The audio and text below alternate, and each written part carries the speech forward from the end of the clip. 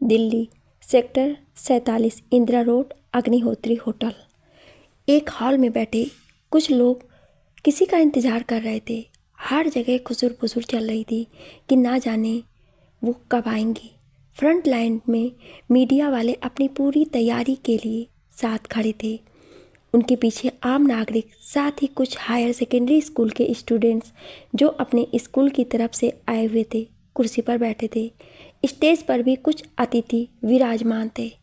संध्या stage से नीचे खड़ी इवेंट मैनेजर ने दरवाजे की तरफ देखते हुए कहा, यार ये मैम अब तक आई क्यों नहीं? नीलेश, साथ में काम करने वाला लड़का, पता नहीं, अभी फ़ोन किया था तो कहा कि रास्ते में है। संध्या, सब लोग इंतज़ार कर रहे हैं यार, बस मैम जल्दी आ जाए।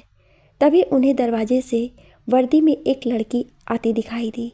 लंबी कद-काठी, सांवला रंग, बालों का जूड़ा बनाया हुआ और चेहरे पर गंभीरता के साथ एक हल्की मुस्कुराहट जो उसके व्यक्तित्व को और निखार रही थी।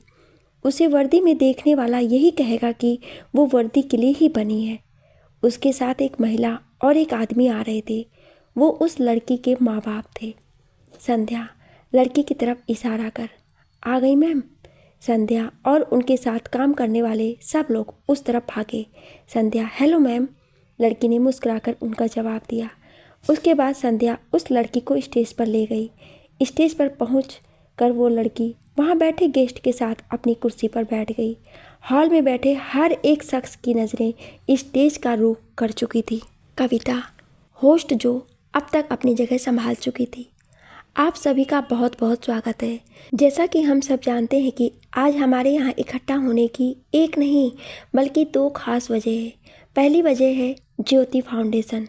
ज्योति फाउंडेशन जो हमारे देश के ग्रामीण क्षेत्र में हो रहे महिलाओं पर अत्याचार और भ्रूण हत्या के लिए काम करेगा।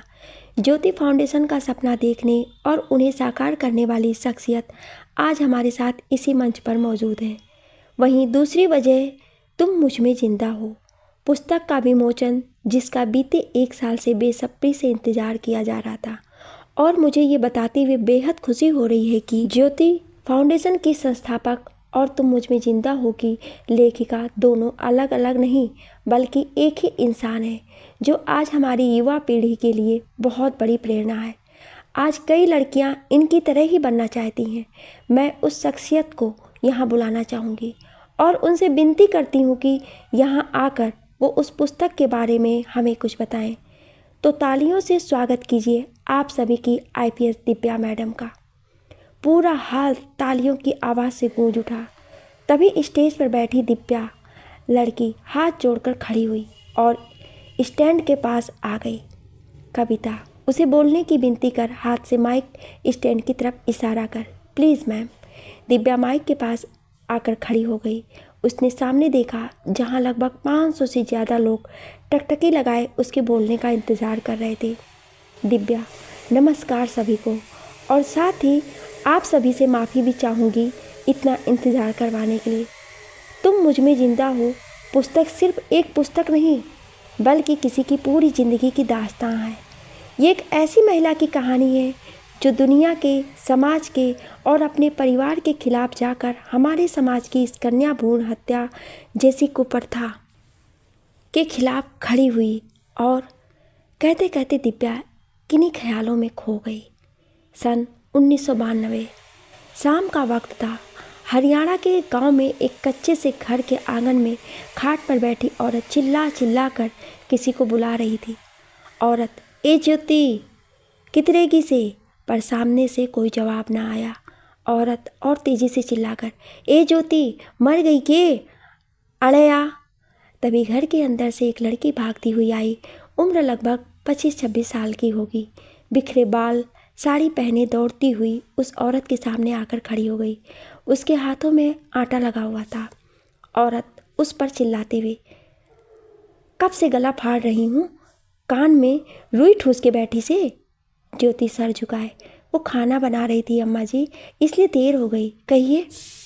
औरत खाट पर पैर पसारते हुए, मारे गोडे और तलवे बड़े दुख रहे से, जरा दबा रहे। ज्योति डरते हुए, पर अम्मा जी, चूल्हे पर सब्जी रखी है, उसे उतार दूं, फिर आपके पैर दबा दूंगी। औरत गुस्से में, इतनी हिम्मत थारी कि मन ने जवाब देरी से। ज्योति, नहीं अम्मा जी, वो औरत उसकी बात बीच में काट कर उसे घूरते हुए, दबा रही कि नहीं? ज्योति सहम कर, दबाती हूँ, और नीचे बैठकर उसके पैर दबाने लगी। ज्योति के पति संतोष के आने का वक्त हो गया था। उसे डर था कि अगर उसके आने तक खाना ना बना तो आज फिर उसे उसके गुस्से के साथ उसकी मार का सामना भी करना पड़ेगा। और आखिर वही हुआ जिसका उसे डर था। तय समय पर उसका पति घर लौट आया और खाना तैयार ना देख उस पर चिल्लाने लगा। ये लगभग उसके साथ रोज का था। जैसे ही वो खाना बनाने जाती, उसकी सास उसे किसी न किसी काम से बुला लिया करती और तब तक नहीं जाने देती जब तक संतोष ना आ जाए। और फिर खाना ना बनने पर उसे संतोष के प्रकोप से गुजरना पड़ता, कभी लातों से, घूसों से, और कई बार तो डंडे और बेल्ट से उसके जिस्म पर तब तक प्रहार करता जब तक उसका मन न भर जाए और सास मज़े से उसे मार खाते देखती रहती। कई बार उसने संतोष को समझाने की कोशिश की, पर उसने कभी नहीं सुनी। हर रोज़ शाम को वो पी कर लौटता और खाना ना मिलने पर उसे मारता पीटता। आज भी जब वो ज्योति को मारते मारते थक गया तो अपने कमरे में चला गया और उसे 15 मिनट में खाना लाने को कह गया। ज्योति के गालों पर थप्पड़ों के निशान बन गए थे। बाजुओं पर उसके मजबूत हाथों की पकड़ साफ दिखाई पड़ रही थी। बालों से पकड़कर झकझोरने के कारण बाल भी चोटी से बाहर निकल आए थे। आंखों में आंसुओं का सैलाब था। वो जमीन से उठी, अपनी साड़ी को संभाला और दोबारा खाना बनाने लगी। सबको खाना खिलाकर वो जब खाना खाने बैठी तो उसके गले से एक निवाला भी अंदर ना गया। यहाँ उससे उसके दर्द पूछने वाला कोई भी नहीं था। घर में सदस्यों के नाम पर ज्योति, उसकी सास, संतोष, उसका पति, ससुर जो पैरालाइज्ड थे, दिन भर बस एक कमरे में खाट पर ही अपनी ज़िंदगी बसर कर रहे थे। अपनी माँ के आंचल को याद कर ज्योति को रोना आने लगा और वो फक कर रो पड़ी और बहुत देर तक रोती रही। किसी को उसके रोने या हंसने से कोई फर्क नहीं पड़ता था। उसका रोना संतोष की आवाज़ से एकदम से बंद पड़ गया, जो उसे चिल्लाकर कमरे में आने को कह रहा था। उससे खाना न खाया गया। वो वैसे ही थाली खिसका कर रसोई में रखी अलमारी के नीचे रखकर रसोई से बाहर चली गई। ये रसोई ही उसके लिए इस घर में उसकी अपनी जगह थी, जहाँ वो जब चाहे मन भर कर रो लेती थी। चूल्हा, अलमारी, बर्तन जैसे उसके दुख के साथी बन गए थे। उसकी शादी के बाद शायद ही सास ने कभी रसोई में कदम रखा हो, इसलिए जब भी उसे खाने की इच्छा ना हो या खाना आधा छूटा हो तो वो ऐसे ही थाली को अलमारी के नीचे रख कर चली जाती। अगर उसकी सास को इस बारे में पता चले तो वो उसके खानदान तक के नाम उसे गिनवा देती थी, खाने की बर्बादी के चलते। बाहर से किचन के दरवाजे की कुंडी लगाकर कमरे की तरफ चली गई। देरी से आने के कारण पहले तो संतोष ने उसे थप्पड़ मारे और फिर अपनी शारीरिक भूख मिटाकर करवट लेकर सो गया और ज्योति वैसे ही मुर्दों की तरह पड़े पड़े छत निहारती रही। भरोसा और प्यार ही पति पत्नी के सुखी दाम्पत्य जीवन की नींव होती है, पर इन दोनों के रिश्ते में ऐसा कुछ नहीं था। न संतोष उस पर भरोसा करता था और न प्यार। वो तो बस बिस्तर की सिलवटों तक ही सीमित था। सुबह सुबह उठकर ज्योति गांव में लगे सरकारी नल पर पानी भरने चली गई।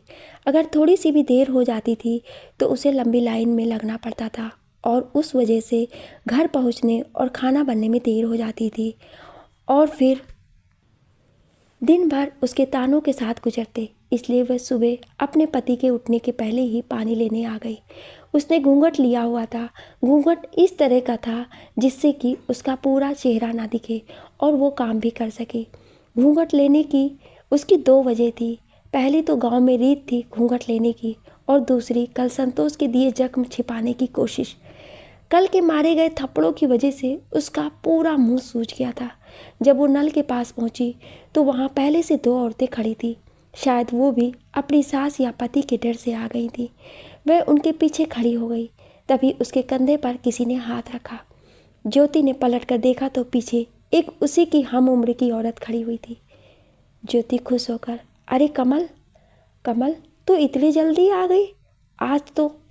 ज्योति, मैं हर रोज ही तो जल्दी आती हूँ, तू ही लेट आती है। कमल, हाँ हाँ ठीक है, और बता कि चल क्या रहे से। ज्योति हारे हुए स्वर से, वही सब जो शुरू से चलता आ रहा है, और क्या चलेगा। जैसे ही ज्योति का नंबर आया और वो अपना बर्तन रखने के लिए नीचे झुकी तो उसका घूंघट हल्का सा पीछे खिसक गया, जिसे उसने फुर्ती के साथ वापस अपने सर पर रख लिया। पर उससे पहले कमल की नज़र उसके चेहरे पर पड़ चुकी थी। कमल आगे बढ़ते हुए हैरानी से, ज्योति जे थारे चेहरे पे के होया। ज्योति घूंघट ठीक कर, कुछ भी तो नहीं। कमल झूठ ना बोल, मने साफ दिख रहा से कि थारा चेहरा सूजा सा। बता के होया, कल थारे आदमी ने फिर से थारे ऊपर हाथ उठाया के। ज्योति नम आंखों से, कौन सी नई बात है कमल, रोज का है ये तो। खैर तू बता तेरा क्या चल रहा है। कमल के चलेगा, बस घर की देख रेख, आदमी की सेवा और बच्चों का पालन पोषण। ज्योति तेरा अच्छा है कमल, जो तेरी सास नहीं है। कमल दांत पीसते हुए, याद ना दिला, उसकी तो एक नंबर की कमीड़ी थी वो औरत। जब तक जी मारे को चैन से कोड़ी जीने दिया, रोज का कलेश मचाती थी। एक दिन भी एक रोटी सुकून की ना खाने दी उसने। उसके रहते बस लात घुसे ही मिले से मारे को, पर इब थोड़ा सुकून से, एक दर्द भरी मुस्कान के साथ। मार तो इब भी कदे कदे मिल जावे से, पर वो रोज रोज का टंटा ना से भी। ज्योति उसे गौर से देखते हुए, ऐसा क्यों कह रहे कमल, हर दुख तकलीफ हम औरतों की ही झोली में क्यों दिए भगवान ने। कमल हमारी जात ही ऐसी होवे से ज्योति, चेड़ सुकूड़ औरत की किस्मत में कोड़ी होवे। बचपन में 6-7 साल में बापू ने घर में बैठा दिया, ये कह के कि बड़ी हो गई से। हमेशा अम्मा बापू एक ही बात बोलते थे, तू पराया धड़ से। फिर 16 साल में उस पराए घर न भेजू दिया ये गांव में। जिब से लेकर इब तक सास के ताड़े, पति की मार, मायके की इज्जत, समाज का डर का बोझ लिए जीरे से। यही हमारे समाज ने हर औरत की किस्मत में लिखा से। इसके लिए भगवान को के दोष देना। ज्योति सही कह रही है तू, लोगों की सोच ही ऐसी है तो इसमें कोई क्या कर सकता है। पर फिर भी कमल तुझे कम से कम दुख से तो निजात मिल गया। कमल कौन सा। ज्योति तेरा बेटा है ना, कम से कम उस बोझ से तो मुक्त है। कमल कैसी मुक्ति ज्योति, छोरी होती तो कम से कम दुख ही बांट लेती मारा, पर ये छोरा तो पूरा अपने बाप के नक्शे कदम पर ही चल रहा रे।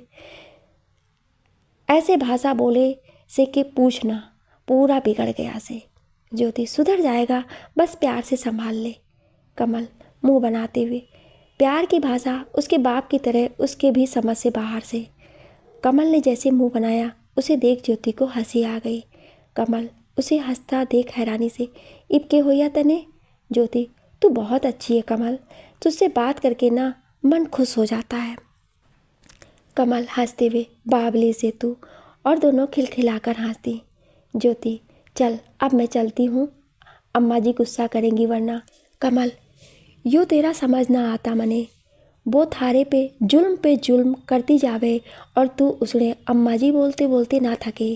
कोई अम्मा जी वम्मा जी ना से, वो चुड़ैल से चुड़ैल, वो भी बरगद के पेड़ वाली, जो एक बार जिसड़े लग जावे तो उसका परलोक तक साथ ना छोड़े। ज्योति उसके मुंह पे उंगली रखकर धीरे से, पागल हो गई है क्या, अगर किसी ने सुन लिया और अम्मा जी को बता दिया तो मेरी सामत आ जाएगी। कमल उसका हाथ हटा, ठीक से मारी माँ, आप चले। ज्योति मुस्कुराकर हाँ। दोनों बातें करते हुए घर की तरफ जाने लगी। कमल ज्योति के घर की सामने वाली लाइन के 3 नंबर के घर में रहती थी। कहने को तो उसकी पड़ोसी थी, पर साथ ही उसकी सबसे अच्छी दोस्त भी थी। बाकी औरतों के साथ ज्योति ज़्यादा बात नहीं करती थी, क्योंकि वो लोग उसकी हर बात उसकी सास को बता देती थी। पर कमल ने कभी ऐसा नहीं किया। उसने हमेशा ही उसे समझा और उसका दर्द बांटा है। पूरे दिन की थकान में बस सुबह के ये कुछ पल थे जिनमें ज्योति मुस्कुराती थी कमल की बातों पर, वरना तो सारा दिन बस आंसू बहाते हुए निकलता था। कमल बहुत हंसमुख और मिलनसार स्वभाव की थी। दुख उसकी ज़िंदगी में भी कम नहीं थे, पर ज्योति की ज़िंदगी के मुकाबले वो फिर भी ठीक थी। दोनों बातें करते हुए ज्योति के घर के सामने पहुंच गए। ज्योति डरते हुए, अब तू जा कमल, वरना अम्मा जी ने तुझे मेरे साथ देख लिया तो बवाल मचा देंगी। कमल, हाँ जा रीसू।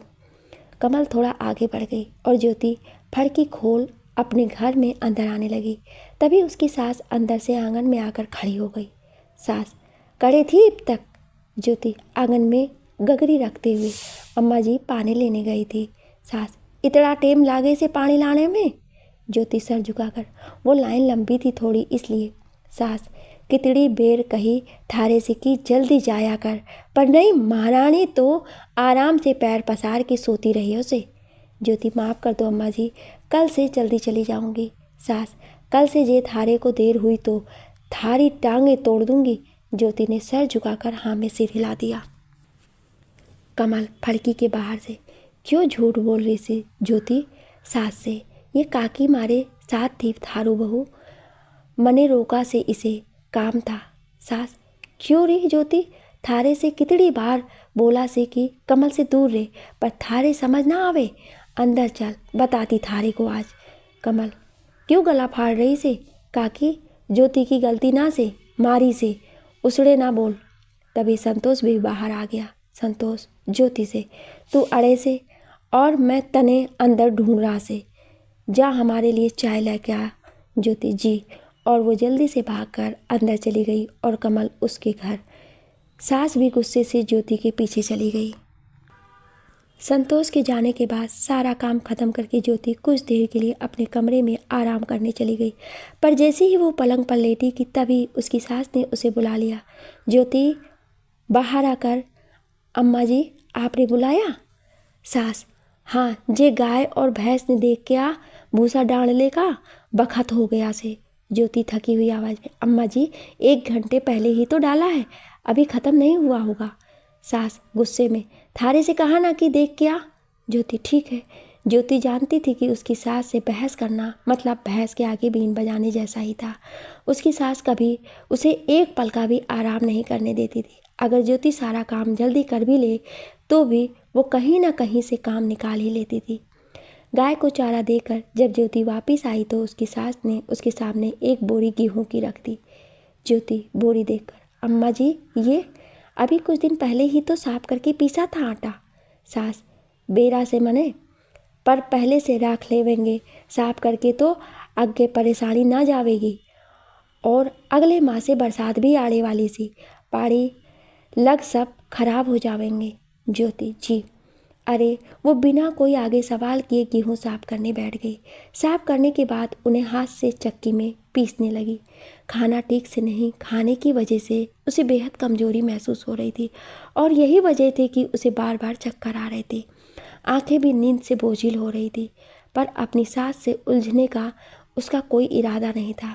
वो जानती थी कि अगर उसने एक शब्द भी उससे कहा तो वो उसे बढ़ा चढ़ाकर संतोष को बताएगी और फिर उसे उसकी मार का सामना करना पड़ेगा। बड़ी मुश्किल से वो अपनी आंखें खोलकर चक्की चला रही थी और सास वहीं खाट पर बैठकर उसकी निगरानी कर रही थी। शाम को काम करते वक्त गलती से ज्योति के हाथ से सब्जी का बर्तन गिर गया और उसमें रखी सारी सब्जी रसोई में फैल गई। ये देख एक पल को ज्योति की धड़कनें बढ़ गई। डर उसकी आंखों में साफ देखा जा सकता था। उसे अच्छे से पता था कि आगे क्या होने वाला है और ठीक उसकी उम्मीद के मुताबिक सास बर्तन की आवाज़ सुन रसोई में आ गई और गिरी हुई सब्जी को देख ज्योति पर गालियों की बौछार होने लगी। सास गुस्से में, ध्यान कितने सारा, सारी सब्जी गिरा दी से। ज्योति डरते हुए, अम्मा जी गलती से गिर गई, वो पैर फिसल गया था। सास, तो तू ना फिसल गई? ब्याह में थारे बापू ने एक फूटी कौड़ी ना दी और अड़े उसड़ी छोरी मारे कासना बर्तन फोड़ ले तेतुली से। ज्योति रोते, माफ़ कर दो अम्मा जी, गलती से हो गया। सास, थारे को तो अब मैं बताऊंगी गलती की होती से। और फिर उसकी सास ने उसके बाल पकड़कर उसे मारना शुरू कर दिया। ज्योति रोती रही और उसे छुड़ाने के लिए गिड़गिड़ाती रही, पर उसकी सास को उस पर रहम नहीं आया। सास, उसे जी भर कर मारने के बाद आज रात थारे को खाना नहीं मिलेगा, तब थारे को अकल आवेगी। देर शाम संतोष के आते ही सास ने उसके भी कान भरने शुरू कर दिए और परिणाम वही हुआ जो हर रोज रात को होता था। पहले जी भर के पिटाई और फिर अगले दिन सुबह जब ज्योति पानी लेकर अपने घर की तरफ जा रही थी तो रास्ते में उसे चक्कर आ गया और वो लड़खड़ा कर गिर गई। लड़खड़ाने की वजह से उसके सर पर रखी गगरी गिरती इससे पहले कि कमल ने आकर गगरी को पकड़कर नीचे रख दिया और ज्योति को संभालने लगी। कमल, क्या होया ज्योति, थारी तबीयत तो ठीक से? ज्योति, हाँ मैं ठीक हूँ। कमल, झूठ ना बोल ज्योति, थारा चेहरा देख कैसा पीला पड़ गया से।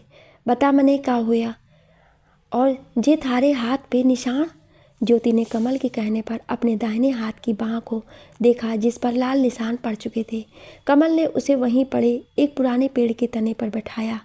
ज्योति, कुछ नहीं। कमल गुस्से से, जे दोनों माँ बेटे जल्लाद से की जुबान से बात करना कोड़ी आवे, कितनी बुरी तरह से मारा से। ज्योति, छोड़ ना कमल, और तू ना बात मत कर मुझसे। अगर अम्मा जी ने देख लिया तो फालतू तुझ पर भी गुस्सा करेंगी।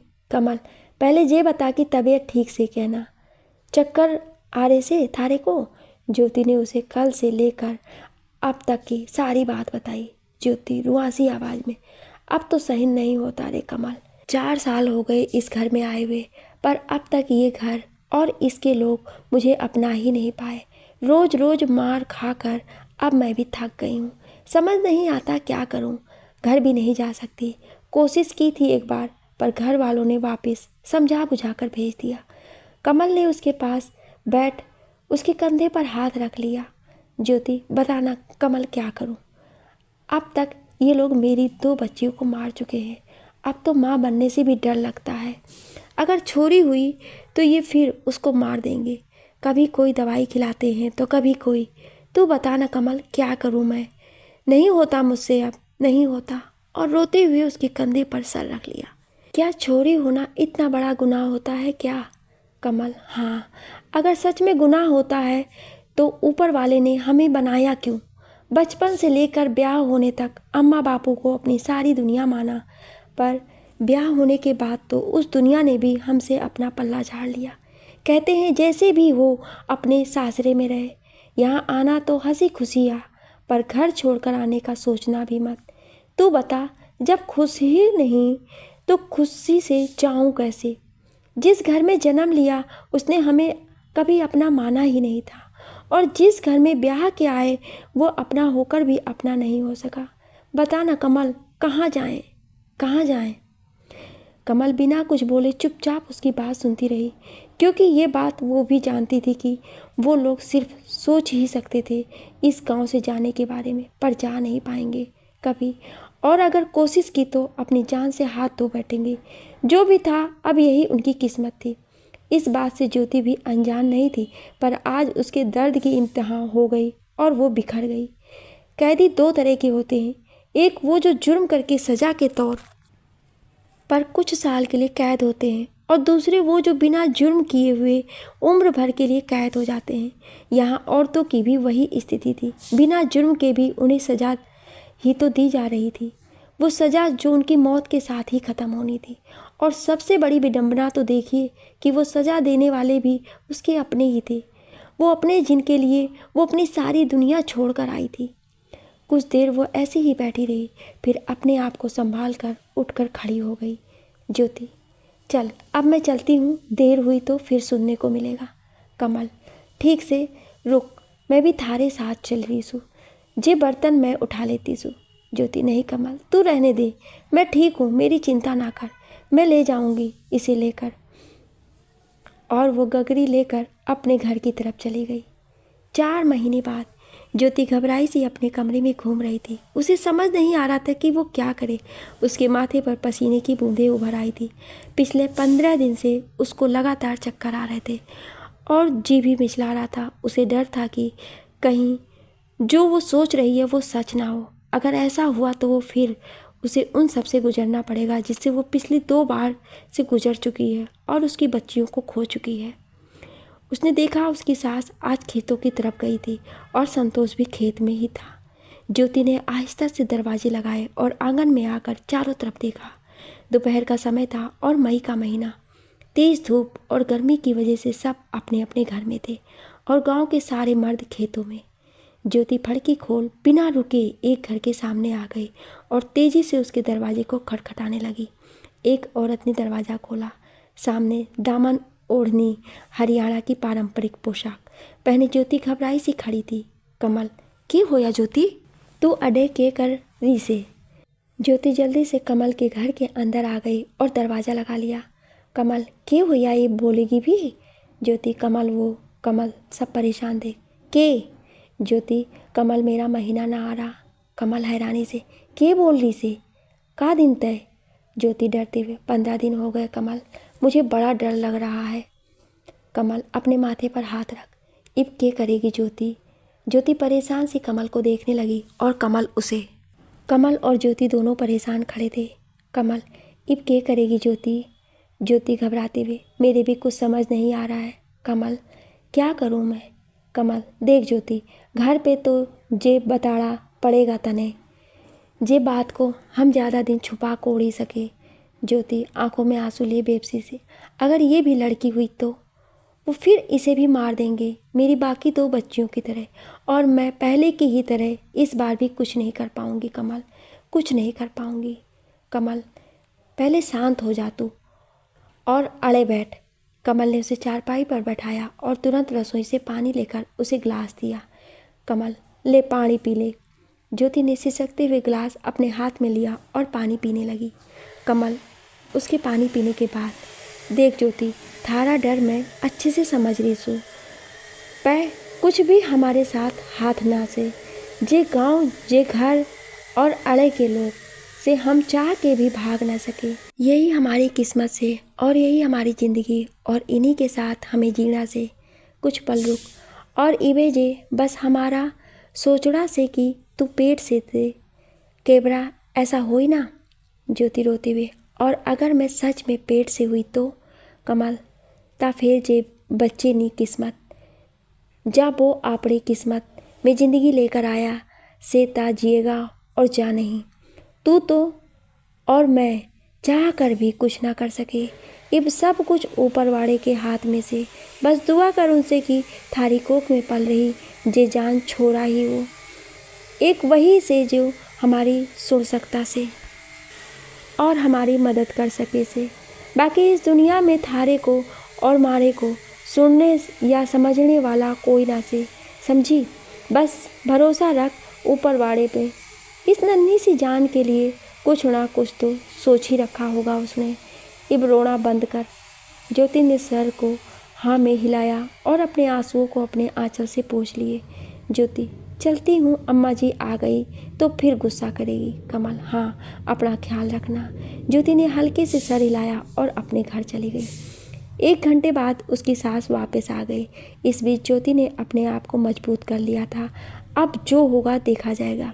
उसने हिम्मत जुटाकर सास के लौट आने तक के बाद उन्हें ये खबर दे दी, ज्योति गर्भवती है। ये सुनकर उसकी सास खुशी से फूली नहीं समाई। शाम को संतोष के आते ही उन्होंने ये खबर उसे भी सुनाई तो वो भी खुश हो गया। अगले दिन उसकी सास ने गांव की दाई को बुलवाया और उसे ज्योति को दिखाया। ज्योति गर्भवती है, इस बात पर दाई ने भी अपनी मोहर लगा दी। अब तो उसकी सास के जैसे पैर जमीन पर ही नहीं पड़ रहे थे। घर में सब खुश थे सिवाय ज्योति के। उसके मन में अब एक डर ने जगह ले ली थी कि अगर उसके पेट में पल रही जान लड़की हुई तो। पर इस डर का उसके पास इंतज़ार करने के अलावा दूसरा और कोई इलाज नहीं था। कुछ ही देर में ये खबर पूरे गांव में आग की तरह फैल गई कि संतोष की बीबी मां बनने वाली है। जब कमल के कानों तक ये बात पहुंची तो उसे ज्योति के लिए बहुत दुख हुआ। कहने को ये खबर एक औरत की ज़िंदगी में अलग एहसास भर देती है। ये जानकर कि उसकी कोख में एक और ज़िंदगी पल रही है, वो अपने आप को संपूर्ण महसूस करने लगती है। पर यहाँ ज्योति और कमल दोनों के लिए ये खबर किसी सदमे से कम नहीं थी। दोनों के ही मन में एक डर ने घर कर लिया था। ज्योति की तरह ही कमल भी बच्ची खोने के दर्द से गुजर चुकी थी। वो जानती थी अगर इस बार ज्योति ने फिर से अपनी बच्ची को जन्म दिया तो क्या होगा। वो उसकी हालात पिछली 2 बार देख चुकी थी। जैसे तैसे तब ज्योति ने अपने आप को संभाल लिया, पर अगर इस बार फिर वही हुआ तो शायद वो पूरी तरह से टूट जाएगी। कमल अपने दोस्त को लेकर बेहद परेशान थी। देखते देखते 1 महीना निकल गया। सास खुश थी कि ज्योति उसके घर को उसका वारिस देने वाली है, पर इसके बावजूद उसके अत्याचार कम नहीं हुए थे। अब भी वो उससे उतना ही काम करवाती थी, ये कहकर कि इस अवस्था में काम करते रहना चाहिए, स्वास्थ्य के लिए अच्छा रहता है। ज्योति भी सब समझती थी, वो पिछली 2 बार भी यही सब देख चुकी थी, इसलिए उसकी सास जो भी कहती ज्योति बिना कोई शिकायत किए करने लगती। एक दिन दोपहर का वक्त, मौसम हल्का ठंडा था, आसमान में काले बादल छाए हुए थे, बारिश का महीना आ चुका था और ज्योति सामने आंगन में एक बड़े से तने से कुल्हाड़ी की मदद से लकड़ियां फाड़ रही थी। ठंडी हवा चलने के बाद भी वो पूरी पसीने से नहाई हुई थी। उसकी सास खेत गई थी और उसे लकड़ी फाड़ने को काम दे गई थी। घर पर सिर्फ उसके ससुर थे जो अपने कमरे में थे। कमल जब उसके घर के सामने से गुजरी तो उसकी नज़र काम करती ज्योति पर पड़ी। कमल बागुड़ के पास आकर गुस्से से, यूँ क्या कर रही से ज्योति तू? ज्योति काम करते हुए, लकड़ी ख़त्म हो गई है कमल, रात का खाना बनाना है इसलिए लकड़ियाँ फाड़ रही हूँ।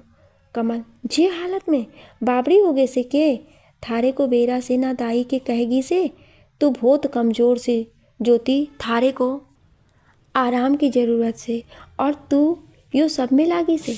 ज्योति लकड़ियों को अलग रखते हुए, और कौन करेगा कमल, और आराम हमारी किस्मत में नहीं है, तू ही तो कहती है। कमल, अरे पै इबते। ज्योति उसकी बात बीच में काटकर, अभी हो चाहे कभी हो, करना तो मुझे ही है कमल, और अगर अम्मा जी आ गईं और ये लकड़ियाँ नहीं कटी तो बहुत चिल्लाएंगी। कमल फड़की खोलकर अंदर आकर, ठीक से ता मैं कर देती सू, तू बैठ, थारी उस अम्मा जी के आने से पहले सारी लकड़ियाँ फाड़ दूंगी मैं। ज्योति उसकी बात बीच में काट कर, तू मेरी चिंता मत कर, मैं ठीक हूँ, और जब तू गर्भवती थी तब तेरी सास ने भी तो तुझसे कितना काम करवाया था, तुझे कुछ हुआ नहीं ना? तू भी तो कितनी कमज़ोर थी, और मैंने भी तो पिछली बार काम कहाँ छोड़ा था। आज तू तो कर देगी कमल, पर कल फिर वही सब, करना तो मुझे ही है, इसलिए तू चिंता मत कर। और तूने ही कहा था ना, ऊपर वाला है, जो हमारी किस्मत में होना लिखा होगा वही होगा, तो मैंने भी अपनी किस्मत उनके ही हाथों में छोड़ दी है। ठीक है, अब तू जा और मेरी चिंता मत करना। कमल उसकी बात सुन हल्के से मुस्कुरा दी और अपने घर चली गई। 2 महीने बाद ज्योति के घर उसकी सास घर के पीछे वाले आंगन में इधर से उधर चक्कर लगा रही थी। संतोष भी अभी अभी घर आया था और अपनी माँ के पास ही चला आया। संतोष, क्या होया थारे को अम्मा, चाकरी क्यों बनी सी? सास, थारे को कुछ कहा था कल, उका के होया? संतोष धीरे से उसके कान के पास जाकर, बात होगी से शेर के अस्पताल में, परसों बुलाया से ज्योति के साथ। सास, और जेबी के दिया ना के इब छोरी हुई तो उसने बात अधूरी छोड़ दी। संतोष, तू चिंता ना कर, सब अच्छे से समझा दिया से। उसकी बात सुन सास के चेहरे पर एक अहंकारी मुस्कान आ गई, जैसे सब कुछ उसकी मुट्ठी में बंद हो और वो जैसे चाहे लोगों को अपनी उंगली पर नचा सकती है। 2 दिन बाद सुबह सुबह ज्योति की सास ने उसे तैयार होने को कहा और ये भी कि वो लोग हॉस्पिटल जा रहे हैं ज्योति का चेकअप करवाने। ज्योति सब जानती थी कि वो हॉस्पिटल क्यों जा रहे हैं, पर उसने सब कुछ अपने हालातों और किस्मत पर छोड़ दिया। वो कमरे में आई और तैयार होकर भगवान के सामने खड़ी हो गई। ज्योति, हे भगवान, आज मेरे बच्चे की ज़िंदगी तेरे हाथों में। जानती हूँ तू जो करेगा सही ही करेगा, पर फिर भी एक अजीब सा डर लग रहा है। आंखों में आंसू लिए, मैं इसे नहीं खोना चाहती किसी भी कीमत पर। अब तू ही एक सहारा है जो मेरी मदद कर सकता है। कृपा कर भगवान, कृपा कर और बचा ले मेरे बच्चे को। सास बाहर से आवाज़ देती हुई, ज्योति कितरेगी से, जल्दी आ। ज्योति अपनी आंसू पोंछ, आई अम्मा जी। थोड़ी ही देर में ज्योति बाहर आ गई और उसकी सास और पति के साथ शहर के लिए निकल गई। शहर गांव से कुछ 1 घंटे की दूरी पर था। वो लोग शहर जाने वाले मेन रोड तक गांव की बैलगाड़ी से गए और फिर रोड से बस लेकर शहर। हॉस्पिटल पहुंचने में उन्हें तकरीबन 1.5 घंटे लग गए। हॉस्पिटल पहुंच वो तीनों अंदर गए। संतोष ने पहले ही सब बात कर रखी थी हॉस्पिटल में उसके एक दोस्त के जरिए। उसका दोस्त भी उन्हें अंदर ही मिल गया था। ज्योति को डॉक्टर को दिखाया गया। उन्होंने उसे एक नर्स के साथ अल्ट्रासाउंड के लिए भेज दिया। अल्ट्रासाउंड उस वक्त नया नया ही छोटे शहरों में आया था, वरना पिछली बार तो एक लड़की को दुनिया में आने के चंद मिनट बाद ही मार दिया गया था, और दूसरी दाई के शक पर कि वो बच्चा लड़की है उसे कोख में ही मार दिया गया। अल्ट्रासाउंड के लिए ज्योति अंदर तो चली गई, पर अब उसकी घबराहट और डर चरम सीमा पर पहुंच चुके थे। पूरी प्रक्रिया के दौरान वो हाथ जोड़कर उस स्क्रीन को देखती रही और मन में बस भगवान से प्रार्थना करती रही कि बच्चा लड़का ही हो। पर आखिर में उसकी सारी प्रार्थना विफल रही और वही हुआ जिसका डर था। उसकी कोख में पल रहा बच्चा लड़का नहीं लड़की थी। ये सुन तो जैसे उसकी सांसें ही अटक गई। उसके दिमाग में 1 साल पहले हुई घटना याद आ गई। कैसे उसकी बच्ची को उसके अंदर ही मार दिया गया था। वो डर के मारे कांपने लगी। उसका चेहरा पूरा पसीने से भीग गया। नर्स के साथ एक लेडी डॉक्टर भी वहीं मौजूद थी। क्योंकि लिंग का पता करना उस वक्त गैर कानूनी नहीं था, इसलिए ये सब धड़ल्ले से खुलेआम चलता था। वो डॉक्टर रिपोर्ट तैयार कर रही थी और ज्योति को उसने बाहर जाने को कह दिया था, पर जैसे ज्योति ने तो कुछ सुना ही नहीं था। वो अब भी बैठे हुए पत्थर सी आंखें लेकर बस ज़मीन को घूरे जा रही थी। कितनी अजीब बात थी ना, जब किसी औरत या उसके परिवार को ये पता चलता है कि वो माँ बनने वाली है तो उनकी खुशियों की कोई सीमा नहीं होती है। वहीं अगर उसके घर बेटी हो तो माँ सबसे ज़्यादा खुश हो जाती है, क्योंकि बेटियों को माँ की ही तो परछाई कहा जाता है। पर ज्योति उसके लिए तो ये खबर किसी सदमे से कम नहीं थी। उसके मन में इस वक्त क्या चल रहा था ये कह पाना बहुत मुश्किल था। लेडी डॉक्टर जैसे ही रिपोर्ट लेकर बाहर निकलने लगी, ज्योति ने आगे बढ़कर उसके पैर पकड़ लिए। लेडी डॉक्टर हैरानी से, अरे अरे ये क्या कर रही हैं आप? ज्योति रोते हुए, मैडम मेरी मदद कर दो, ये कागज़ मेरे घर वालों को मत बताना। हाथ जोड़कर मैं हाथ जोड़ती हूँ आपके आगे, ये सब मेरी सास और पति को मत बताना। डॉक्टर ये कैसी बात कर रही हैं आप? आपके पति आपको लेकर इसीलिए आए थे कि ताकि वो ये पता कर सके कि ये बच्चा लड़का है या लड़की, तो उनको तो बताना ही पड़ेगा। ज्योति अगर आपने उन्हें बता दिया तो वो लोग मेरी बच्ची को मार देंगे, वो ये दुनिया कभी नहीं देख पाएगी। मेरी इतनी सी मदद कर दीजिए, मैं आपकी बहुत आभारी रहूँगी। डॉक्टर देखो, अभी मैंने अगर झूठ बोल भी दिया तो भी कल जब ये इस दुनिया में आएगी तब उन लोगों को पता चल ही जाएगा, तब कैसे छुपाओगी? देखो कोई मतलब नहीं है उन लोगों से छुपाने का, बेहतर है अभी पता चल जाए।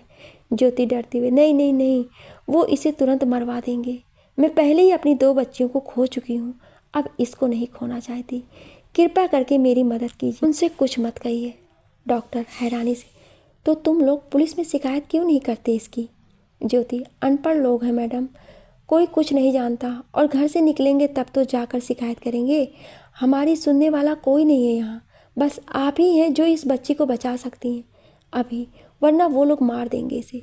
डॉक्टर उसे खड़ा कर, पर ये रिपोर्ट मुझे बड़े डॉक्टर को देना है, मैं झूठ नहीं बोल सकती। ज्योति ऐसा मत बोलो मैडम, आप भी एक लड़की हो, कल को आपके घर भी अगर बेटी हुई तो क्या आप उसके साथ भी ऐसा होने दोगे? मैं पहले गलती कर चुकी हूँ पर इस बार नहीं करना चाहती, मेरी मदद कर दीजिए। बाद में इसके दुनिया में आते ही मैं उन्हें मना लूँगी, मैं अपनी बच्ची को मेरे मायके भेज दूँगी, पर अगर अभी उन्हें पता चल गया तो वो इस दुनिया में आ ही नहीं पाएगी। कृपया कर मेरी इतनी सी मदद कर दीजिए बस। डॉक्टर कुछ सोचकर, ठीक है मैं तुम्हारी मदद करूँगी, पर एक बात कहूँ, जो लोग पहले भी तुम्हारी एक बच्ची को दुनिया में आते ही मार चुके हैं वो इस बच्ची को जिंदा छोड़ने के लिए मान जाएंगे? ज्योति उनके इस सवाल का कोई जवाब नहीं दे पाई, क्योंकि वो भी जानती थी कि ये नामुमकिन सा ही है, पर इस बार वो कोशिश जरूर करेगी। पिछली बार डर के मारे कुछ कह नहीं पाई थी, पर इस बार वो चुप नहीं रहेगी। कमरे से जाते वक्त लेडी डॉक्टर ने ज्योति को एक छोटे से पर्ची पर कुछ लिख कर दिया। ज्योति ये। डॉक्टर देखो ज्योति, मैं फिर कह रही हूँ कि ये लोग कभी नहीं मानेंगे, इसलिए बेहतर होगा कि तुम ये बात अपने घर वालों को बता दो। वो बच्ची इस दुनिया में आकर अपनी जान गंवाए, इससे अच्छा है कि वो इस दुनिया में आए ही ना।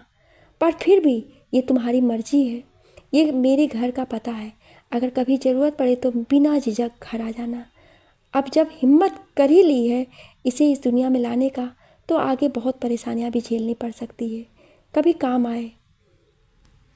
ज्योति सर झुकाकर, जी। डॉक्टर ने उसके कहने के मुताबिक झूठी रिपोर्ट तैयार की और बाहर बड़े डॉक्टर से जाकर कह दिया कि ज्योति के पेट में पल रहा बच्चा लड़का है।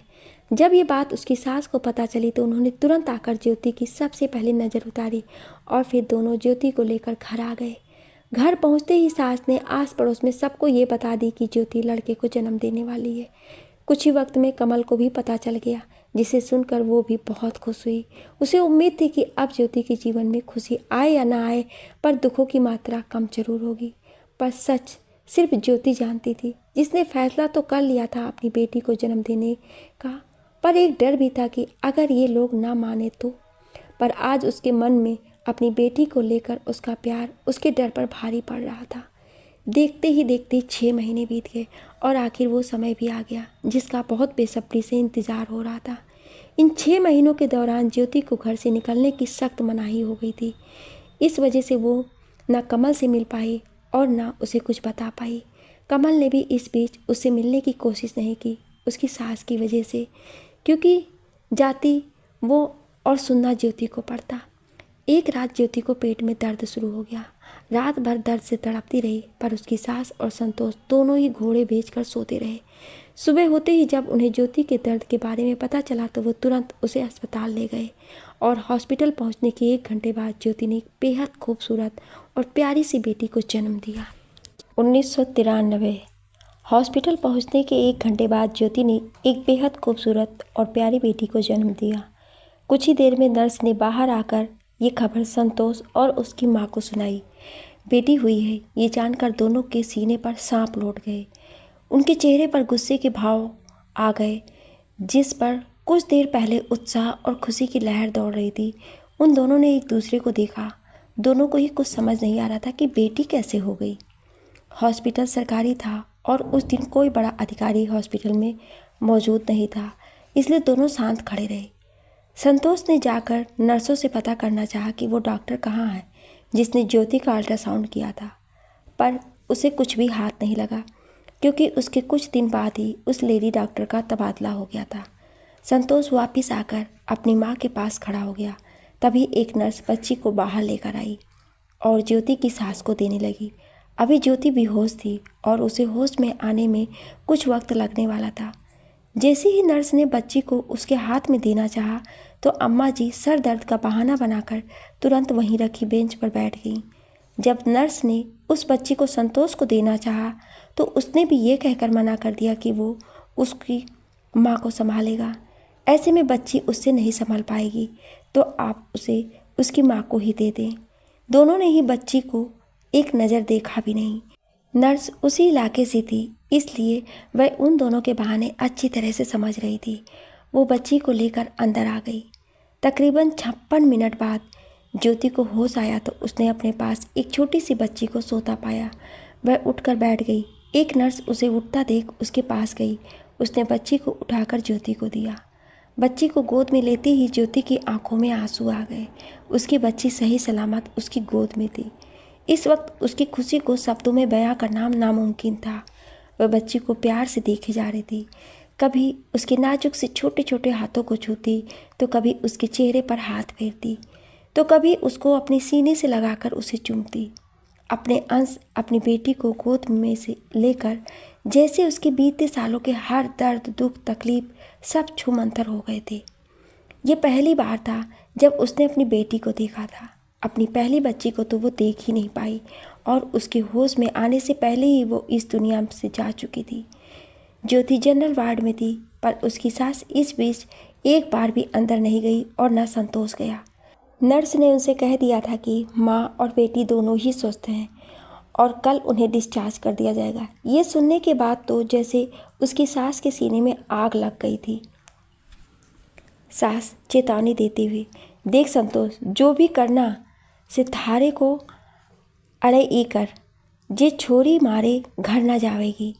जे इसके कदम हमारे घर में पड़ेंगे तो हमारा घर अपवित्र हो जाएगा।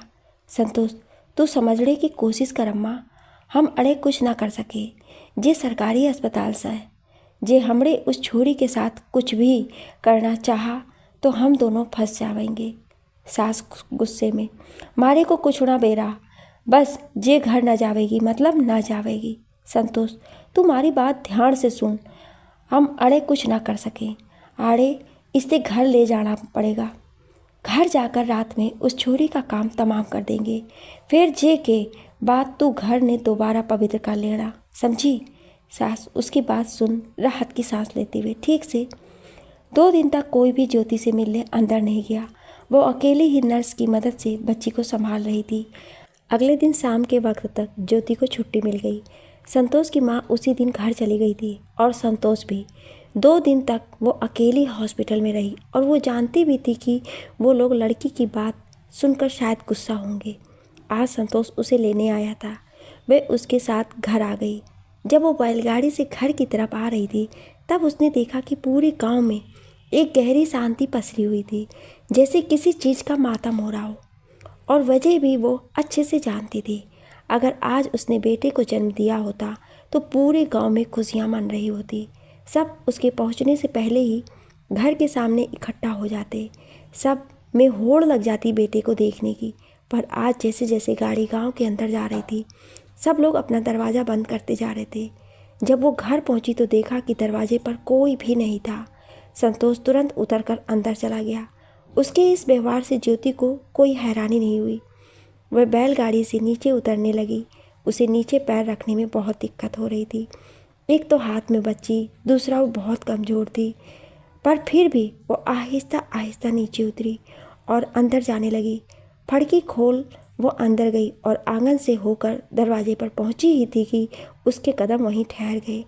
सामने उसकी सास खड़ी थी, चेहरा दूसरी तरफ किए हुए, और वैसे ही उन्होंने उससे कहा, अम्मा जी, थारा बिस्तर और थारा सामान बाड़े में रख दिया से, तू इब से उड़े रहेगी, पाड़ी और खाड़े का सामान भी पहुँच जाएगा।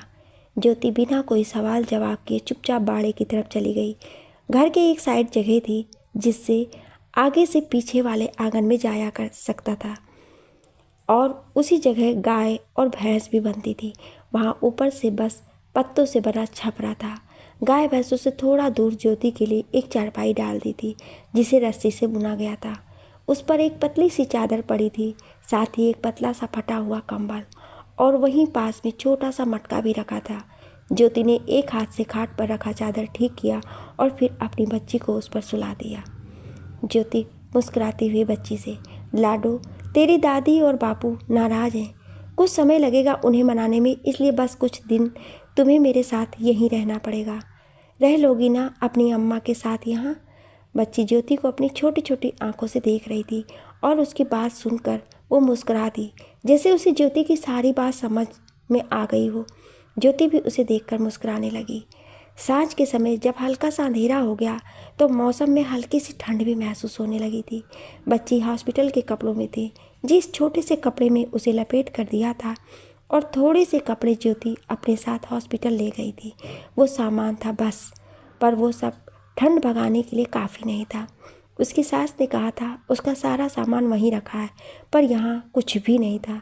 यहाँ तक कि वो एक जोड़ी कपड़े भी नहीं थे ज्योति के पास।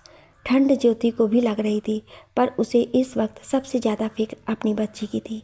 गांव में हर घर में जल्दी सोकर जल्दी उठने की आदत होती है। यही कारण था कि हर घर की बत्ती अब बुझ चुकी थी। सब खाना खाकर सो चुके थे। हालांकि अभी घड़ी में मात्र 8 बज रहे थे। ज्योति उसे गोद में से लेकर बैठ गई और हल्के से थपकी देकर उसे सुलाने लगी। गोद की गर्माहट पाकर बच्ची जल्दी से सो गई, वरना ठंड के कारण वो भी हल्का हल्का कांप रही थी। ज्योति ने उसे गोद से नीचे नहीं सुलाया। थोड़ी ही देर हुई थी कि तभी ज्योति के कानों में कमल की आवाज़ सुनाई दी, तो उसने नज़र घुमाकर चारों तरफ देखा। बागुड़ के बाहर की तरफ खड़ी कमल उसे इशारे से अपने पास बुला रही थी। ज्योति उठकर बच्ची को गोद में लेकर बागुड़ के पास गई। ज्योति, तू यहाँ क्या कर रही है? कमल इधर उधर देखते हुए, थारे से मिलने आई हूँ सू। और के ज्योति, कमल पर अगर किसी ने देख लिया तो? तुझे पता है ना कितना बवाल मचेगा मेरे पूरे गांव में। कमल, ये लिए तो अंधेरा होने का इंतज़ार कर रही थी ज्योति, पर ज़रूरत क्या थी? अभी तेरा यहाँ आना ठीक नहीं है, अगर किसी ने देख लिया तो? कमल, अरे छोरी, ये ले पेले। उसे एक झोला पकड़ा दिया। ज्योति, ये क्या है? कमल, गर्म कपड़े से, ठंडा मौसम से छोरी ने ठंड लग जावेगी। मारे छोरे की 2 जोड़ी कपड़े से और एक चादर मारे को बेरा से कि थारी उस चुड़ैल सास ने कुछ दिया कोड़ी होगा तो थारी ले आई हूँ। ज्योति उसे देख मुस्कुराने लगी। कमल उसे देख के, इब क्या हो गया थारे को? ज्योति, पता है मेरी कोई बहन नहीं है, पर तुझे देख के ऐसा लगता है कि जैसे ऊपर वाले ने तुझे मेरे लिए ही भेजा है, मेरी दोस्त बनाकर, जो बहन का हर फर्ज पूरा कर रही है। कमल भी उसकी बात सुन मुस्कुराने लगी। कमल, चल ये सब छोड़ और मारे को छुरी का चेहरा दिखा। ज्योति ने अपनी बच्ची के चेहरे से अपना आंचल हटाया जिससे उसने उसको ढका हुआ था। कमल बच्ची को देख मुस्कुराते हुए, छोरी तो घड़ी सुधरी से। उन दोनों के बीच लकड़ियों की दीवार थी, इस वजह से कमल बच्ची को अपनी गोद में नहीं ले पाई, पर उसे देखते ही उसकी आंखों में आंसू आ गए। उसे अपनी बच्ची याद आ गई, पर उसने तुरंत अपने आंसू पोंछ लिए। कमल ज्योति से, पर एक बात फिर भी थारे से कहूँगी ज्योति, तूने ये सही नहीं किया। तने बेरा से ने इब के होगा इस छोरी के साथ। ज्योति, नहीं कमल, मैं अपनी बच्ची के साथ कुछ नहीं होने दूंगी, भले कुछ भी हो। मैं अम्मा जी और इनको मना लूँगी कैसे भी करके। कमल गुस्से में, थारा आदमी और थारी सास कुत्ते की दुम से जो कभी सीधी ना होवेगी, चाहे दुनिया की कौड़ी पलट जावे। ज्योति, अब जो भी होगा कमल, मनाना तो उन्हें ही है। ज़रूरत पड़ी तो बच्ची की तरफ देख, इसको मैं अम्मा के पास भेज दूँगी, वो इसकी देखभाल कर लेगी, पर मैं इसे कुछ होने नहीं दूँगी। कमल उसको देख हल्के से मुस्कुराकर, उम्मीद न ज्योति होवे बहुत अच्छी से, पर जब जे टूटे से ना तब इंसान ने भी साथ तोड़ देवे से। भगवान करे तू और थारी छोरी हमेशा खुश और सुरक्षित रहे। चल अब मैं चलती सूँ, ख्याल रखना। ज्योति, हाँ। कमल के जाने के बाद ज्योति आकर खाट पर बैठ गई और गर्म कपड़े बच्ची को पहना दिए और उसे अपने बगल में सुलाकर वो भी लेट गई। कपड़े पुराने होने की वजह से ज़्यादा गर्म तो नहीं थे, पर ठंड को भगाने के लिए काफ़ी थे। रात 11 बजे के करीब कुछ खटर पटर की आवाज़ से ज्योति की नींद खुल गई। उसने उठकर देखा तो आवाज़ पीछे वाले आंगन से आ रही थी। वो उठकर बैठ गई और एक नज़र अपनी बच्ची को देखा जो सो रही थी। ज्योति ने सोचा कहीं कोई जंगली जानवर ना आ जाए, इसलिए वो उठकर पहले बच्ची को अच्छे से ढका और फिर पीछे देखने चली गई। वो आंगन में अपने कदम रखने ही वाली थी कि उसे संतोष दिखाई दिया, जो खड़े होकर बीड़ी पी रहा था। तभी गुस्से में दंदनाती उसकी सास आई और संतोष के पास खड़ी हो गई। सास गुस्से में, ले ते आया जे मुसीबत ने, पर इब इसका करना कैसे? संतोष लापरवाही से, तू क्यों अपना खून गर्म करे से अम्मा? थारे छोरे ने सब तरकीब सोच रखी से। सास, के तरकीब? संतोष, देख ज्योति इबे सोई से ताजा हाड़े कुछ किया था बा उठ जावेगी, जे लिए कुछ वक़्त इंतज़ार कर। 4 बजे गांव वाले उठ जावेंगे तो हम 2 बजे उठकर उसके पास जावेंगे। ज्योति भी गहरी नींद में होएगी, जिप जाकर उस छोरी को मार देवेंगे। ज्योति को पता भी ना चलेगा और हमारा काम भी हो जाएगा। फिर सुबह उठ के ज्योति रोएगी, चिल्लाएगी, पर उसकी सुनने वाला कोई ना होगा। सास, पर मारेंगे क्यों कर, कैसे? संतोष, उका ही कंबल छोरी के मुंह पे रख देवेंगे और थोड़ा सा दबा देंगे। छोरी 2 दिन की से आसानी से जान छोड़ देवेगी। सास उसकी बात सुन मुस्कुराने लगी। सास, यो कि ना तूने मारे छोरे वाली बात, इब जे छोरी भी मर जावेगी और मारा घर भी अपवित्र ना होवेगा। संतोष, हाँ चल इब तू जा, 2 बजे मैं थारे को बुला लूँगा। सास, हाँ। सास उसके बोलने पर अंदर चली गई। संतोष भी अपनी बीड़ी ख़त्म कर थोड़ी देर बाद अंदर चला गया, पर ज्योति तो जैसे वहीं जड़ हो गई थी। पर उन दोनों की बात सुन उसके पैरों के नीचे से ज़मीन ही निकल गई थी। वह मुंह पे हाथ रख वहीं दीवार से चिपक कर बैठ गई और रोने लगी। मुंह पर हाथ होने की वजह से उसकी आवाज़ बाहर नहीं आ रही थी। उसे समझ नहीं आ रहा था कि अब वो क्या करे। उसे अचानक अपनी बच्ची का ख्याल आया। वो तुरंत उठकर उसके पास आ गई और उसे गोद में उठाकर अपने सीने से लगा लिया। आंसू उसकी आंखों से लगातार बह जा रहे थे। उसके दिमाग में डॉक्टर और कमल की बातें घूम रही थी। देखो ज्योति, मैं फिर कह रही हूँ कि ये लोग कभी नहीं मानेंगे, इसलिए बेहतर होगा कि तुम ये बात अपने घर वालों को बता दो। वो इस दुनिया में आकर अपनी जान गंवाए, इससे अच्छा है कि वो इस दुनिया में आए ही ना। थारा आदमी और थारी सास कुत्ते की दुम से जो कभी सीधी ना होवेगी, चाहे दुनिया की कोड़ी पलट जावे। ज्योति रोते हुए खुद से, मैं भी कितनी पागल थी जो ये सोच लिया कि ये लोग मेरे मनाने से मान जाएंगे। सही कहती है कमल, कुत्ते की दुम कभी सीधी ना होवे। सोचा था घर लाए हैं तो शायद मनाने पर मान भी जाएंगे, और ना माने तो इन्हें कोशिश करके मना लूँगी। पर ये तो मेरी छोरी को घर ही मारने के लिए लाए थे। मेरे उठने के पहले ही ये इसे मारना चाहता है। पहले भी अपनी बेटी को खोकर कैसे मैं इन पर भरोसा कर गई।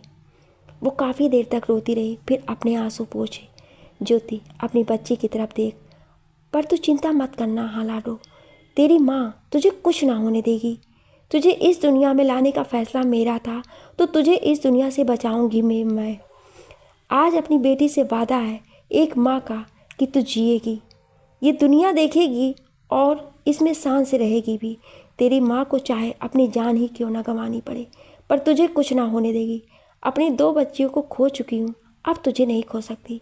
हम यहाँ से बहुत दूर चले जाएंगे लाडो, इतना दूर जहाँ इन लोगों की परछाई भी ना पहुँच सकेगी। आज ज्योति ने अपनी बच्ची को बचाने के लिए इस समाज और अपने परिवार की रीतियों के खिलाफ अपना कदम बढ़ा दिया था, पर यह कदम उसे कहाँ ले जाने वाला था वो इन सब चीज़ों से अनजान थी। उसे बस अपनी बच्ची को बचाना था। कैसे नहीं पता, कहाँ जाएगी नहीं पता, बस पता था तो इतना कि उसे अपनी बेटी को ज़िंदगी देनी है। अपनी सास और पति की बात सुनने के बाद ज्योति उस गांव को छोड़कर जाने का मन बना चुकी थी। अगर उसने देरी की तो उसकी सज़ा उसकी बच्ची को मिल सकती थी, पर उसे समझ नहीं आ रहा था कि वो जाए कहाँ, जहाँ वो लोग सुरक्षित रह सकें और संतोष वहाँ तक ना पहुँच पाए। फिर उसे अपना मायके का ध्यान आया। ज्योति खुद से घर छोड़कर आने को मना किया था अम्मा ने, पर और कोई जगह भी नहीं है जहाँ मैं अपनी बच्ची के साथ रह सकूं। जो भी हो, यहाँ से तो जाना ही है। अम्मा शायद अपनी नातिन का चेहरा देख मेरी मदद कर दे और हम दोनों को आसरा दे दे। अम्मा नाराज़ होंगी, पर बापू और बीरा ज़रूर मेरी मदद करेगा। अपनी औलाद से कोई नफ़रत तो कर ही नहीं सकता। गुस्सा होंगे पर मेरी मदद भी करेंगे।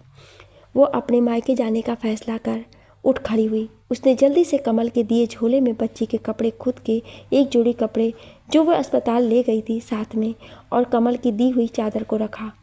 गहने तो उसके पास थे नहीं, क्योंकि हॉस्पिटल जाने से पहले उसकी सास ने उसके एक एक गहने उतरवा लिए थे। उसने बच्ची को गोद में लिया और घर से बाहर आ गई। बाहर पूरी तरह से अंधेरा था, बस कुछ घर के सामने लालटेन टंगे हुए थे। उन्हीं की रोशनी में वो गांव से बाहर जाने वाले रास्ते पर निकल गई, एक ऐसा सफ़र तय करने जिसके अंजाम से वो बिल्कुल बेखबर थी। ज्योति थोड़ी ही आगे बढ़ी थी कि उसे सामने से कमल आती हुई दिखाई दी। उसे देख ज्योति के कदम रुक गए। कमल भी नज़र उस पर पड़ चुकी थी। कमल हैरानी से, ज्योति तू अड़े के कर रही सी? ज्योति उसके पास आकर बदले में सवाल कर, तू यहाँ क्या कर रही है? कमल पीछे की तरफ देख, मारा आदमी एबे तक घर ना आया। इसने ही देखन गांव के मोड़ तक गई थी, पर तू अड़े? ज्योति हारी हुई आवाज़ में, जा रही हूँ यहाँ से दूर कमल, जहाँ ये जानवर जैसे लोग कभी ना पहुँच पाए। कमल हैरानी से, के कह रही से तू? दिमाग फिर गया से के तेरा? गांव ते भागेगी तू? ज्योति मेरे पास और कोई चारा नहीं है कमल। मैंने सोचा था पहले जो हुआ सो हुआ, पर अब इतने साल बाद औलाद हुई है तो शायद अब इन लोगों को जी पिघल जाए। पर ये लोग नहीं बदले कमल, नहीं बदले। वो मेरी बच्ची को मारना चाहते हैं। बच्ची की तरफ देख, इस मासूम को देखना, इसकी क्या गलती है कमल? बच्चे तो भगवान का रूप होते हैं ना, फिर लड़का हो या लड़की क्या फ़र्क पड़ता है? जब भगवान ने फ़र्क नहीं किया तो हम लोग क्यों करते हैं ये फ़र्क? कमल यूँ रीत से ज्योति अड़ी की, छोरी का होड़ा अपशगुन माना जाता है और तू भगवान की बात करी से? अरे ता इंसान भी ना रहते, सब के सब जानवर से यहाँ। वो जानवर जो थारे को जिंदा खावत जावेंगे। जा तू इस गांव को छोड़ के गई तो मत जा ज्योति, तू सब जानती से। जब तूने एक कदम भी गांव की रीत के खिलाफ बढ़ाया तो ये लोग तुझे मार डालेंगे। मत जा। जो इस बच्ची ने किस्मत में होगा इसे वही मिलेगा। तू कितना इसे बचा लेगी? ज्योति गलत कमल, किस्मत सिर्फ तसल्ली के लिए और अपने मन को शांति देने वाला शब्द मात्र है। किस्मत कुछ नहीं करती जब तक हम कोशिश नहीं करते। अगर उस दिन अस्पताल में मैंने सब किस्मत पर छोड़ दिया होता ना, तो ये बच्ची उसी दिन मार दी जाती। पर तब मैंने कोशिश की और ये इस दुनिया में आई। आज भी अगर मैंने सब किस्मत पे छोड़ दिया तो वो लोग इसे मार देंगे, जो मैं कभी ना होने दूंगी। इसलिए मैं इसे लेकर यहाँ से जा रही हूँ, इस गांव से और यहाँ के लोगों से बहुत दूर। रही बात मेरी जान की तो मुझे परवाह नहीं है, वैसे भी तो इस घर में रहकर रोज पल पल मर ही तो रही थी, तो अच्छा होगा कि एक बार में ही ये लोग मार दे। पर मैं अपनी बच्ची को इनके हाथों से कभी ना सौंपूंगी, कभी नहीं। कमल, तू समझ नहीं रही सी ज्योति, जा, तू पकड़ में आ गई ना तो तेरे साथ ये बच्ची भी मारी जाएगी। ज्योति, वो तो मेरे ना जाने पर भी मारी जाएगी कमल, पर अब मेरा फैसला ना बदलेगा। मैं अपनी बच्ची के साथ कुछ गलत नहीं होने दूंगी, और तुझे भी मेरी कसम है अगर तूने किसी को बताया तो। वह इतना कहकर आगे बढ़ गई। कमल वहीं गहरी सोच में खड़ी रही। ज्योति कुछ ही कदम आगे बढ़ी थी कि कमल, रुक ज्योति। ज्योति उसकी आवाज़ सुन वहीं रुक गई और पलटकर उसे देखने लगी। कमल उसके पास गई और अपने कान की झुमकी उतारने लगी। ज्योति हैरानी से, ये क्या कर रही है तू? कमल उसे अपनी झुमकियाँ देते हुए, बहुत हिम्मत का काम कर रही ज्योति तू। काश सब में इतनी हिम्मत होती तो कोई भी बच्ची मारी ना जाती। रोते हुए, काश मैंने भी थारी तरह तब हिम्मत कर ली होती तो आज मारी भी छोरी जिंदा होती, अपने आंसू पोंछ कर। पर कोई बात नहीं, वो ना सही, पर हमारी ये छोरी जिंदगी जरूर जिएगी। तू अड़े से चली जा ज्योति, यही ठीक से। और ये झुमके रख, हमारे को बेरा से कि थारी सास ने थारे पास एक भी गहना ना छोड़ा होगा। ता ये रख, इन्हें बेच के पैसे ले लेना, काम आवेंगे थारे। ज्योति, पागल हो गई है क्या तू? ये तेरे हैं कमल, और तू मेरी चिंता मत कर। अपने आंचल में बंधी गांठ दिखाते हुए, मेरे पास 30 रुपए हैं। पिछली बार जब अम्मा के यहाँ गई थी तब दिए थे उन्होंने, तो मैंने छुपा के रखे थे। इतने में मैं घर पहुँच जाऊँगी। अगर तेरे आदमी को पता चल गया तो वो तुझे बहुत मारेगा।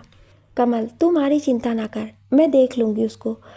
पर तू यूँ रख, देख भगवान न करे अगर थारा आदमी थारे मायके पहुंच गया और थारे को वहां से भी भागना पड़े तो तुरंत में पैसे किससे लावेगी, और घर तक पहुंचने में खाने की भी ज़रूरत पड़ेगी। थारे को खुद के लिए ना पाई यो बच्ची के लिए मजबूत रहना पड़ेगा, और उसके लिए खाना भी पड़ेगा। जाए, इसलिए रख, इन्हें ज़रूरत पड़ेगी। कमल की बात सुन ज्योति के आंखों में आंसू आ गए। वह तुरंत कमल के गले लग गई। कमल भी भावुक हो गई थी। कमल उससे अलग होकर, पै इब लौट कर इस गांव कभी मत आना। ज्योति मुस्कुराकर, अब इस गांव तो मेरी लाश ही आएगी कमल, क्योंकि अगर मैं जिंदा आ गई तो ये लोग मेरी बच्ची को जिंदा ना छोड़ेंगे, जो मैं होने नहीं दूंगी। तो यहाँ आने का तो सवाल ही नहीं उठता है। कमल मुस्कुराकर, किस्मत रही तो फिर मिलेंगे ज्योति, पर थारी बहुत याद आवेगी। ज्योति, मुझे भी। कमल अपने आंसू पोंछ, इब तू जल्दी से निकल अड़े से, वो लोग उठे इससे पहले तू गांव से बाहर निकल जा। ज्योति, हाँ चलती हूँ। और इतना कहकर ज्योति आगे बढ़ गई। कमल उसे जाते देखती रही जब तक वह आंखों से ओझल नहीं हो गई। उसके जाने के बाद कमल भी अपने घर की तरफ चली गई।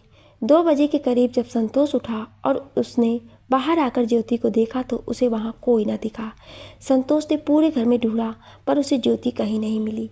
ये देख संतोष की हवाइयाँ उड़ गई। उसने तुरंत अपनी अम्मा को उठाया। अम्मा, क्या होया छोरा? संतोष घबराए हुए सुर में, अम्मा ज्योति भागी गई घर से। अम्मा शौक होकर, के बोल रहा से तू? संतोष, हाँ अम्मा, ज्योति भाग गई से। अम्मा, पर क्यों करके भागी जे? संतोष, बेरा ना अम्मा, केबरा उसने थारी और मारी बात सुन ली हो। अम्मा गुस्से में, एक बार मिल जावे जे छोरी, छोड़ूंगा ना इसलिए। संतोष दांत पीसते हुए, सही कह रही से तू, छोड़ेंगे तो ना इससे। अम्मा, तू गांव में ढूंढ, मैं भी आस पास में पूछती हूँ। संतोष, हाँ। दोनों मिलकर ज्योति को ढूंढने लगे। संतोष ने कहकर अपने सारे दोस्तों को जगा दिया और सब मिलकर ज्योति को ढूंढने लगे। उसकी अम्मा भी घर घर जाकर पूछ रही थी। अचानक उसे शक हुआ कि कहीं ज्योति कमल के घर तो नहीं, क्योंकि एक वही थी जिससे ज्योति की ज़्यादा बनती थी। इसलिए वो तुरंत कमल के घर गई और वहाँ पहुँच तेज़ी से दरवाज़ा ठोकने लगी। कमल, कौन है रे?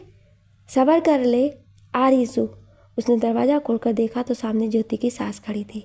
कमल ऊँगते हुए, क्या होया काकी, कौन सा तूफान आ गया से? सास गुस्से में, ज्योति कित्ते से?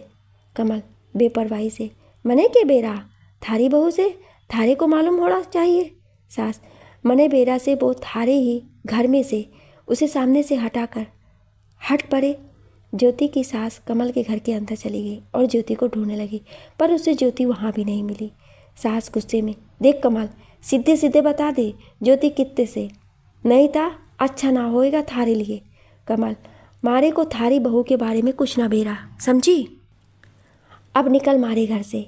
सास इसे चेतावनी देते हुए, जा मने कब पता चला ना कि तूने उसकी मदद सीखे तो थारी उस सहेली के साथ साथ थारे को ऐसा सबक सिखाऊंगी तो 7 जन्म तक याद रखेगी। कमल गुस्से में हाथ और पांव चलाना मारे को भी आवे से काकी, ता मारे को तो ये धमकी तू देना। सास उसे उंगली दिखाकर, जबान संभाल कर बोल कमल। कमल, मारी जबान संभाली ही से काकी, पर जा तू बोलेगी ना तो चुप मैं भी कोड़ी रहूँगी।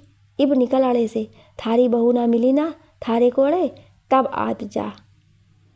सास गुस्से में बाहर आ गई। उसकी जाने के बाद कमल ने तुरंत दरवाज़ा बंद कर लिया और पलट कर आंखें बंद कर ली। कमल हाथ जोड़कर आंखें बंद कर, हे भगवान, ज्योति और उस छोरी ने रक्षा करना। संतोष और उसके दोस्तों ने ज्योति को पूरे गांव के एक एक कोने में ढूंढा, पर वो कहीं नहीं मिली। सास भी घर आ गई। अब तक पूरे गांव को ज्योति के गायब होने का पता चल चुका था और उसका भागना और उसकी लड़की का जिंदा होना अब सिर्फ एक परिवार ही की नहीं बल्कि पूरे गांव की इज्जत का सवाल था। वहीं ज्योति गांव से बाहर निकल गई थी और पैदल ही खेतों से होकर मेन रोड तक आ गई थी। दरअसल संतोष के उठने से पहले ही ज्योति गांव पार कर चुकी थी, इसलिए वह उनके हाथ नहीं लग सकी। वह रोड पर आई और बस का इंतजार करने लगी।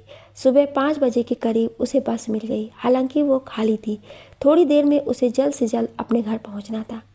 वहीं गांव पर भी सब सुबह होने का इंतजार करने लगे। उन्होंने भी यही फैसला लिया कि सबसे पहले वो लोग उसे ज्योति के मायके ही जाकर ढूंढेंगे, क्योंकि उन्हें शक था कि ज्योति वहीं जाएगी पहले। सुबह 7 बजते ही संतोष सहित गांव के कुछ लोग ट्रक में बैठ ज्योति के गांव के लिए निकल गए।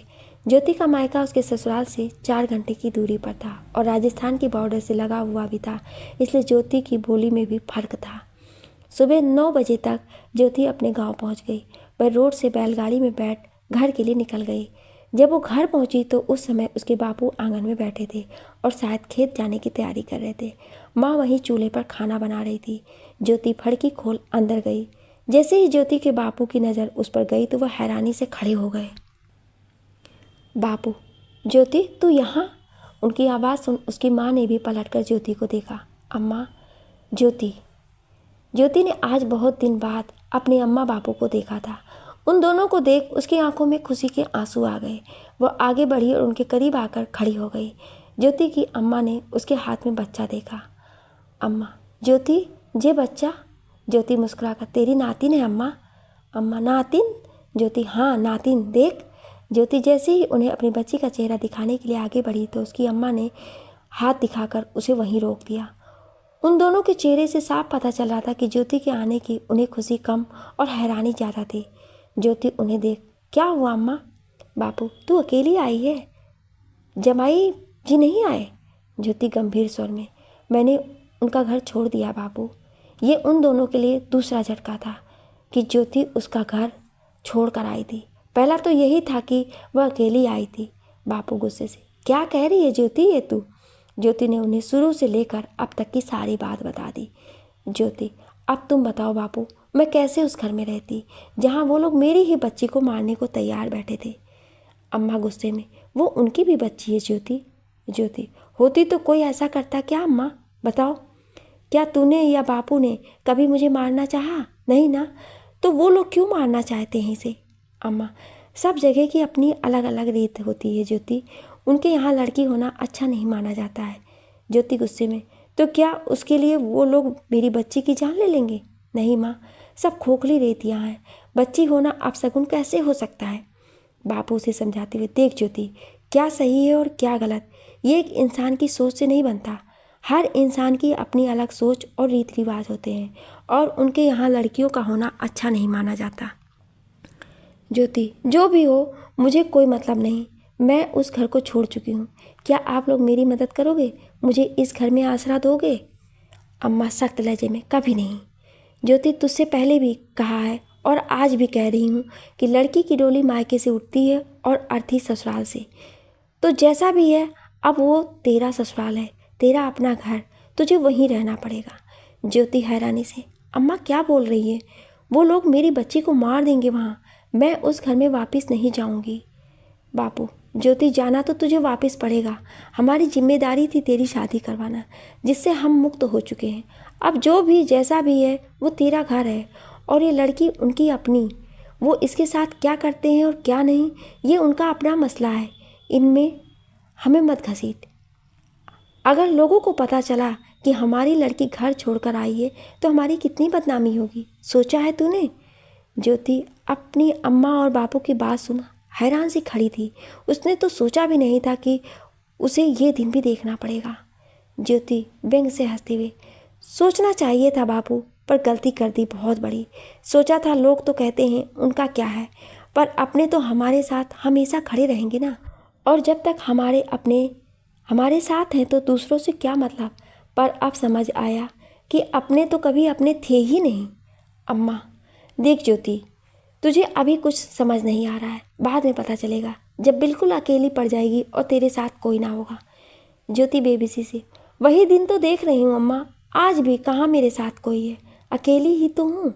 देखो इतने दिन बाद तेरी बेटी घर आई थी और तूने उसका हाल चाल पूछने की जगह उसे उसकी असली जगह दिखा दी।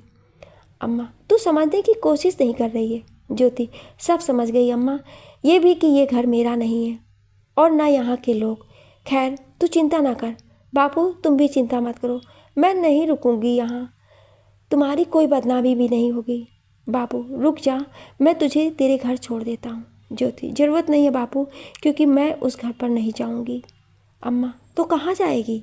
ज्योति गुस्से और दृढ़ निश्चय के साथ, कहीं भी जहाँ मेरी बेटी और मुझे आसरा मिल जाए, जहाँ मेरी बेटी को कोई अपशगुनी ना बोले, जहाँ समाज और तुम जैसे लोगों की घटिया सोच ना हो। अम्मा पागलपन मत कर ज्योति। इससे आगे उसकी अम्मा कुछ बोलती ज्योति अपना झोला उठाकर घर से बाहर निकल गई। अम्मा उसे आवाज़ देती हुई, ज्योति ज्योति रुक जा, बावली मत बन ज्योति। पर उसने उनकी एक नहीं सुनी और वहाँ से चली गई। आज उसका वो घर भी उससे छूट गया था जिसमें उसने अपना बचपन बिताया, जिस घर के लोगों को उसने अपना माना, सब आज पल भर में बेगाने हो गए। ज्योति की आंखें ये सोच बहने लगी, कितनी अजीब बात थी। वो घर वाले जो इस दुनिया में लाए, आज वो ही उसकी बेटी को गलत कह रहे थे। उसने अपनी बच्ची की तरफ देखा जो इन सब से बेखबर सुकून से अपनी माँ की गोद में सो रही थी। अब ज्योति के सामने बस दो रास्ते थे, पहला जो उसे उसके ससुराल फिर से अपनी पुरानी ज़िंदगी में ले जाएगा, और दूसरा वो जो कहाँ जाकर रुकेगा पता नहीं। बस वहाँ ना वो समाज होगा, ना उसके तथाकथित परिवार वाले होंगे। ज्योति ने अपनी बच्ची का चेहरा देख उस अनजान रास्ते जाने का फैसला कर लिया। वो खेतों के रास्ते ही गांव से बाहर जा रही थी, तभी उसने कच्ची रोड से एक ट्रक जाता देखा जिसमें उसके गांव वाले लोग खड़े थे। ये देख उसे समझते देर न लगी कि ये लोग उसे ढूंढने आए हैं। वो जल्दी से आगे बढ़ गई और ट्रक गांव के अंदर चला गया। ज्योति गांव से बाहर आ गई। अब उसे समझ नहीं आ रहा था कि फैसला तो कर लिया था उसने अकेले आगे का सफ़र तय करने का, पर जाना कहाँ था ये नहीं पता था। अचानक चलते चलते डॉक्टर के पर्चे की बात याद आई। उसने तुरंत अपने आंचल में लगी गांठ को देखा और उसे खोला। उसमें बचे हुए 15 रुपये के साथ एक छोटी सी पर्ची भी थी जिसे ज्योति ने अपने पास ही रखा था। उसने उसे खोल कर देखा जिस पर एक पता लिखा था। ज्योति पढ़ी लिखी नहीं थी, इसलिए जो कुछ भी लिखा था उसके समझ से बाहर था, पर हाँ एक उम्मीद जरूर थी कि शायद अब ये पता उसकी ज़िंदगी को एक नई दिशा दे दे। उसने आसपास देखा, जहाँ दूर दूर तक कोई दुकान नहीं थी, बस रास्ते पर चलते ट्रक ही दिखाई दे रहे थे। उसे कुछ भी समझ नहीं आ रहा था कि वो कैसे और क्या करे। दूसरे अकेले में उसे बहुत घबराहट भी हो रही थी। बच्ची भी उठ गई थी और भूख से रोने लगी थी। ज्योति ने सबसे पहले उसे एक पेड़ के नीचे बैठकर दूध पिलाया। वहाँ जब संतोष ज्योति के घर पहुँचा तो वहाँ उसकी अम्मा ने ये कहा कि ज्योति अभी ही निकली है, इसलिए बिना वक्त गंवाए संतोष अपने लोगों के साथ उसे ढूंढने लगा। रास्ते के चप्पे चप्पे को छान मारा उन्होंने। वह लोग रोड तक पहुँचते उससे पहले ही ज्योति को एक बस आती दिखाई दी और वो उसमें बैठकर वहाँ से निकल गई, जो शहर जा रही थी। संतोष ज्योति को बस में चढ़ते देख तो नहीं पाया, पर वो इतना समझ चुका था कि अब इसके आगे ज्योति शहर ही गई होगी, क्योंकि आसपास के गांव में उसका कोई भी जानने वाला नहीं था। वे लोग भी अपने ट्रक में सवार होकर शहर के लिए निकल गए। बस में बैठते ही ज्योति ने एक आदमी से पर्ची दिखाकर उससे पता पूछा। आदमी, बहन जी आप बहुत उल्टा आ गई हैं, ये पता तो जिला के दूसरे छोर का है। एक काम करना, आप शहर से दूसरी बस पकड़ लेना, वहाँ से सीधी बस है उस शहर के लिए। ज्योति हाथ जोड़कर, धन्यवाद भाई जी। आदमी मुस्कुराकर, कोई बात नहीं। ज्योति रास्ते भर कल से लेकर आज तक हुए हर पल को याद कर रही थी। कैसे एक पल में जिंदगी ने उसे कहाँ से कहाँ ला दिया था। कल तक जो उसके अपने थे आज सब पराये हो गए थे। उसने अपनी बच्ची की तरफ देखा जो अपने हाथ पैर हिलाकर खेल रही थी। कभी अपनी मुट्ठियों को अपने मुंह में रखने की कोशिश करती तो कभी अपने पैर के पंजों को। उसे खेलते देख ज्योति के चेहरे पर मुस्कुराहट आ गई। जब भी कभी घर छोड़ने की थोड़ी सी भी शंका होती वह अपनी बच्ची को देख लेती और उसे देख उसकी सारी शंकाएं दूर हो जाती। इन सब में उस मासूम की क्या गलती थी जो वो भुगते। उसे भी हक था ये दुनिया अपनी आंखों से देखने का, उसे भी हक था अपनी ज़िंदगी जीने का। बस यही ख्याल ज्योति के मन में फिर से हिम्मत भर देता। करीब 1 घंटे में ज्योति शहर पहुंच गई। वो उतर कर नीचे आई। उसके पास अब मात्र 5 रुपये बचे हुए थे। सही कहा था कमल ने, उतने पैसे काफ़ी नहीं होंगे, पर वह भी तो बस घर तक आने का सोच कर आई थी। उसे कहाँ पता था कि उसे उसका परिवार एक दिन भी नहीं रोक पाएगा। ज्योति को अब भूख महसूस होने लगी थी और प्यास भी जोरों की लग रही थी। उसने आसपास देखा तो बस अड्डे के पास ही एक ढाबा था जहाँ काफ़ी लोग बैठे थे। वह वहाँ गई और पैसे देकर खाने को कहे ढाबे के बगल में पड़ी खाट पर बैठ गई। उसके लिए ये सब बहुत अलग और नया अनुभव था, जिसने आज तक एक कदम भी बिना किसी की मर्जी और साथ के ना रखा हो। वो आज ज़िंदगी का सफ़र अकेले तय करने चली थी। डर भी था उसे, घबराहट भी थी, पर अपनी बेटी के लिए कुछ करने की हिम्मत भी थी। वो बैठी हुई खाने का इंतज़ार कर रही थी। उसने अपने पास देखा जहाँ कुछ लोग बैठे उसे घूरे जा रहे थे, क्योंकि वहाँ रिवाज नहीं था औरतों का घर से बाहर निकलने का। उन्हें देख ज्योति सिमट कर बैठ गई और अपनी बच्ची की तरफ निगाहें कर ली, पर उन लोगों की नज़र अपने ऊपर वो महसूस कर सकती थी। थोड़ी देर में खाना आ गया। वो जल्दी जल्दी खाना खाने लगी। वहीं संतोष भी अपने आदमियों के साथ बस अड्डे पे पहुंच गया था और उसने ज्योति को हर बस में ढूंढना शुरू कर दिया। वो लोग उस ढाबे के सामने से भी गुजरे जहां ज्योति बैठी थी, पर उसकी रास्ते की तरफ पीठ होने की वजह से वो लोग उसे देख नहीं पाए। कुछ देर बाद जब ज्योति ढाबे से निकली तो उसकी नज़र उन लोगों पर पड़ी। उन्हें देख वो सहम गई और तुरंत वापस अपनी जगह पर बैठ गई। उसके चेहरे पर डर की लकीरें उतर आई थी। उसने तो सोचा भी नहीं कि वो लोग उसका इस तरह पीछा करेंगे। उसे कमल की कही बात याद आई। सब के सब जानवर हैं यहाँ, वो जानवर जो थारे को जिंदा खा जाएंगे अगर तो इस गांव को छोड़कर गई तो। ज्योति मन में, अगर मैं गलती से भी इनके हाथ लग गई तो मेरे साथ ये लोग मेरी बच्ची। नहीं नहीं, मैं उसे कुछ नहीं होने दूंगी।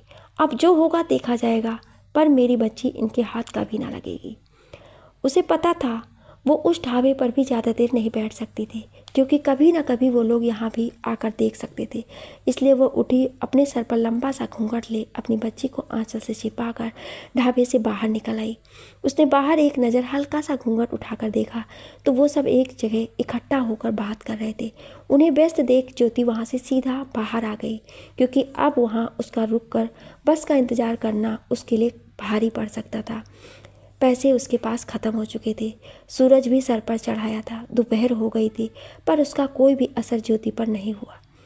बस अड्डे पर खड़े संतोष के साथ आए आदमी उससे कह रहे थे कि आदमी देख संतोष, इब बात सिर्फ थारे अकेले की लुगाई की ना से, इब बात पूरे गांव की से। थारी लुगाई ने सारे गांव की इज्जत मिट्टी में मिला दी से। इब ओका जिंदा रहना हमारे लिए खतरे से खाली ना से। जब थारी लुगाई ना मरी तो सारे गांव की लुगाई भी आगे जाकर हमारे खिलाफ खड़ी हो जाएगी, और जब रीत को मानेगी भी नहीं। चाहे उस औरत को सबक सिखाना बहुत ज़रूरी से, ताकि आगे सब के लिए एक उदाहरण बन सके और आगे जाकर फिर कोई ऐसा ना करे। संतोष तू सही कह रहा से, इब जे औरत का मर जाना ही ठीक से। दूसरा आदमी, एक बार पुलिस थाने जाकर देख ले, कैमरा ज्योति उड़े गई से। संतोष हाँ हो सके, चल फिर जल्दी। वो सब लोग पुलिस स्टेशन के लिए निकल गए। ज्योति भी तेज़ कदमों से आगे बढ़ती जा रही थी। आगे जाकर उसे पुलिस स्टेशन दिखाई दिया। ज्योति के चेहरे पर हल्का सुकून आ गया कि शायद अब वो सुरक्षित जगह पहुंच गई है। उसने सोचा कि वो डॉक्टर के घर जाने से पहले पुलिस स्टेशन में संतोष के खिलाफ शिकायत दर्ज करवाएगी, ताकि संतोष उसका पीछा ना करे और शायद पुलिस उसे उसकी मंजिल तक पहुंचने में मदद कर दे। वह एक उम्मीद लेकर आगे बढ़ी। स्टेशन रोड के दूसरी तरफ था। वह रोड पार करती इससे पहले ही एक ट्रक उसके सामने आकर खड़ा हो गया। उसमें उसके गांव के लोग थे। वह तुरंत उन्हें देखकर पलट गई। अब अगर वो आगे बढ़ती तो शायद पुलिस तक पहुंचने से पहले ही वो उन लोगों के हाथ लग जाती। वो पलटकर दुगनी तेजी से आगे बढ़ गई, पर तब तक उसके गांव के ही एक आदमी की नज़र उस पर पड़ चुकी थी। आदमी चिल्लाकर, संतोष, बा रही थारी लुगाई। उसके चिल्लाते ही सब लोगों की नज़र उस पर पड़ गई। अब ज्योति के दिल की धड़कनों की रफ्तार तेज हो गई थी, पर फिर भी उसने हार नहीं मानी और बच्ची को अपने से चिपकाकर धीरे धीरे दौड़ने लगी। वो लोग भी ट्रक से उतरकर उसके पीछे हो लिए। ज्योति जितनी तेजी से भाग सकती थी भागी। उसे बच्ची के लिए डर भी था। अगर वो तेजी से दौड़ने पर गिर गई तो बच्ची को चोट लग सकती थी।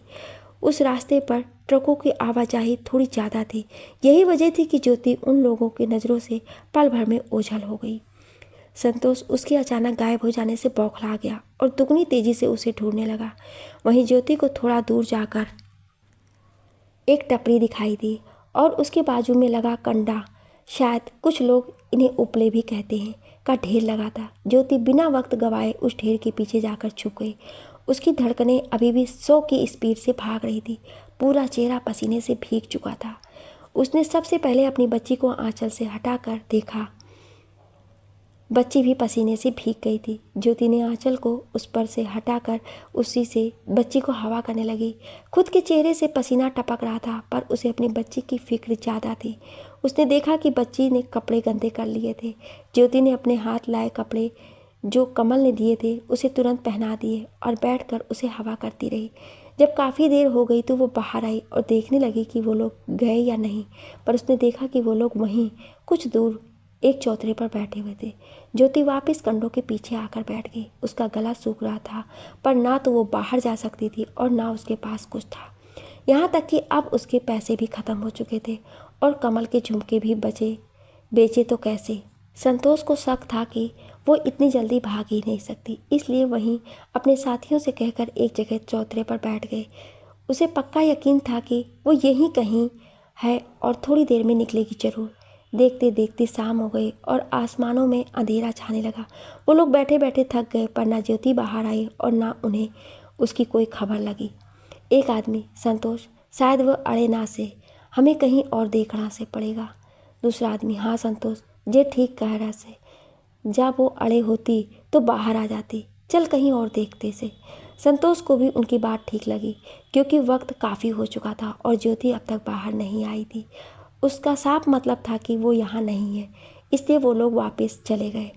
वहीं ज्योति छिप कर बैठे हुए उनके जाने का इंतज़ार कर रही थी। प्यास के कारण उसकी हालत ख़राब हो चुकी थी, पर बाहर जाना मतलब अपने साथ साथ अपनी बच्ची की मौत को दावत देने जैसा था। जब अंधेरा हो गया तो उसने हल्के से निकल कर देखा, तब तक वो लोग जा चुके थे। वो अपना झोला और बच्ची को लेकर बाहर आ गई और पानी ढूंढने लगी। कुछ दूर चलने के बाद उसे एक सरकारी हैंडपंप लगा हुआ दिखाई दिया। वो तुरंत वहां आ गई, पर अब उसके सामने समस्या ये थी कि वो बच्ची को लेकर पानी कैसे पिएगी। कुछ पल सोचने के बाद उसने बच्ची को एक पेड़ के नीचे लिटाया और आकर जल्दी जल्दी पानी पीने लगी। पानी पीने के बाद उसे राहत मिली और शरीर में थोड़ी ताकत भी आई। वो वापस आई और दोबारा चल दी। वहीं संतोष ने वापस आकर दोबारा बस अड्डे पर हर ढाबे पर उसे ढूंढ लिया, पर वो कहीं नहीं मिली। ना जाने क्यों, पर संतोष को रह रहकर उस डॉक्टर पर शक जा रहा था, क्योंकि ज्योति के ही कहने पर उसने झूठी रिपोर्ट तैयार की थी। उसे लग रहा था कि हो ना हो ज्योति उसके पास जरूर जाएगी, और शक के चिन्ह पर भी उसने डॉक्टर का पता लगाने के लिए अपने एक आदमी को वापस उस अस्पताल भेज दिया था। चलते चलते काफ़ी दूर आ गई, जो पर उसे कोई भी साधन नहीं दिखा जो उसे उस जगह पहुंचा सके। 2-3 लोगों से उसने पूछा भी, पर वो लोग किसी और तरफ जा रहे थे। अब हर तरफ अंधेरा हो चुका था, रात गहराने लगी थी। ज्योति शहर से बाहर आ चुकी थी। वापस बस अड्डे जाना उसे ठीक नहीं लगा। कुछ दूरी पर बहुत सारे ट्रक खड़े थे। उसे लगा शायद वहाँ कोई मदद मिल सकती है। वो ट्रकों के पास गई। हर ट्रक के पास 1-2 लोग खड़े थे। वो एक ट्रक के पास गई और उस आदमी को पर्ची दिखाकर पूछने लगी। ज्योति पर्ची दिखाकर, भाई जी, आप लोग क्या इस शहर जा रहे हो? मुझे इस पते पर जाना है। आदमी ने घूर कर ज्योति को पहले नीचे से ऊपर तक देखा। उसकी गहरी नज़रें जैसे ज्योति को अपने अंदर तक धंसती हुई महसूस हो रही थी। आदमी अजीब लहजे में, यहाँ क्या? तुम कहो तो हम तो तुम्हें कहीं भी ले जाएं। उसकी बातों का लिजलिजेपन को महसूस कर ज्योति अंदर तक काँप गई। आदमी अजीब तरह से मुस्कुराते, बोलो चलोगी? ज्योति तुरंत वहाँ से आगे बढ़ गई। अब वो आदमी उसके पीछे लग गया था। ज्योति के कदमों ने तेजी पकड़ ली, वहीं उस आदमी ने भी अपनी रफ्तार कर दी। आदमी उसे पुकारते हुए, अरे रुक तो, चलता ना, मैं कहाँ जाना है बता। पर ज्योति बिना एक पल रुके बस आगे बढ़ती जा रही थी। डर के मारे उसकी आंखों से आंसू बहने लगे। सबसे आखिर में जो ट्रक खड़ा था उसके पास ही एक अधेड़ उम्र का आदमी था। उस आदमी ने डरी सहमी ज्योति को भागते और उसके पीछे उस लड़के को देखा तो उन्होंने वहीं से आवाज़ देकर उस लड़के पर चिल्लाकर भगा दिया। लड़का उस आदमी को देखकर वापस चला गया और वह आदमी ज्योति के पास आया। आदमी ज्योति से, कित जा रही से? और तू कौन से? इतनी रात में अड़े करसी? ज्योति ने देखा वह आदमी उसके बापू की उम्र के ही लगभग के थे। ज्योति, काका, वो पर्ची दिखाकर, मुझे यहाँ जाना है। आदमी उसे गौर से देखती हुई, घर से भाग के आई से? ज्योति ने जल्दी से ना में सिर हिला दिया। आदमी, तब फिर अकेली अड़े करसी? बच्ची को देख। और ये बच्ची किसकी? ज्योति, मेरी है बच्ची। झूठ बोलकर, मेरा आदमी इस जगह काम करता है और मैं वहीं जा रही थी, पर बस ना मिली मुझे बेबसी से। क्या आप ले चलोगे? बहुत ज़रूरी है मेरा वहाँ पहुँचना। आदमी, पीछे से थारे पास? ज्योति उसकी बात सुन सोच में पड़ गई। पैसे तो उसके सारे ख़त्म हो चुके थे, यहाँ तक कि अब उसके खाने लायक पैसे तक उसके पास नहीं थे। अचानक उसे कमल के झुमके याद आए।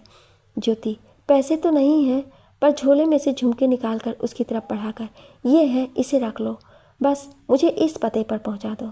आदमी ने झुमके लिए और उन्हें देखने लगा और फिर ज्योति को। कुछ देर बाद एक झुमका उसकी तरफ बढ़ाकर, आदमी, जे एक तू रख, मारा काम एक से चल जाएगा और बैठ जा पीछे। उसकी बात सुन ज्योति के चेहरे पर मुस्कुराहट आ गई। वह उसे धन्यवाद करते हुए पीछे चली गई।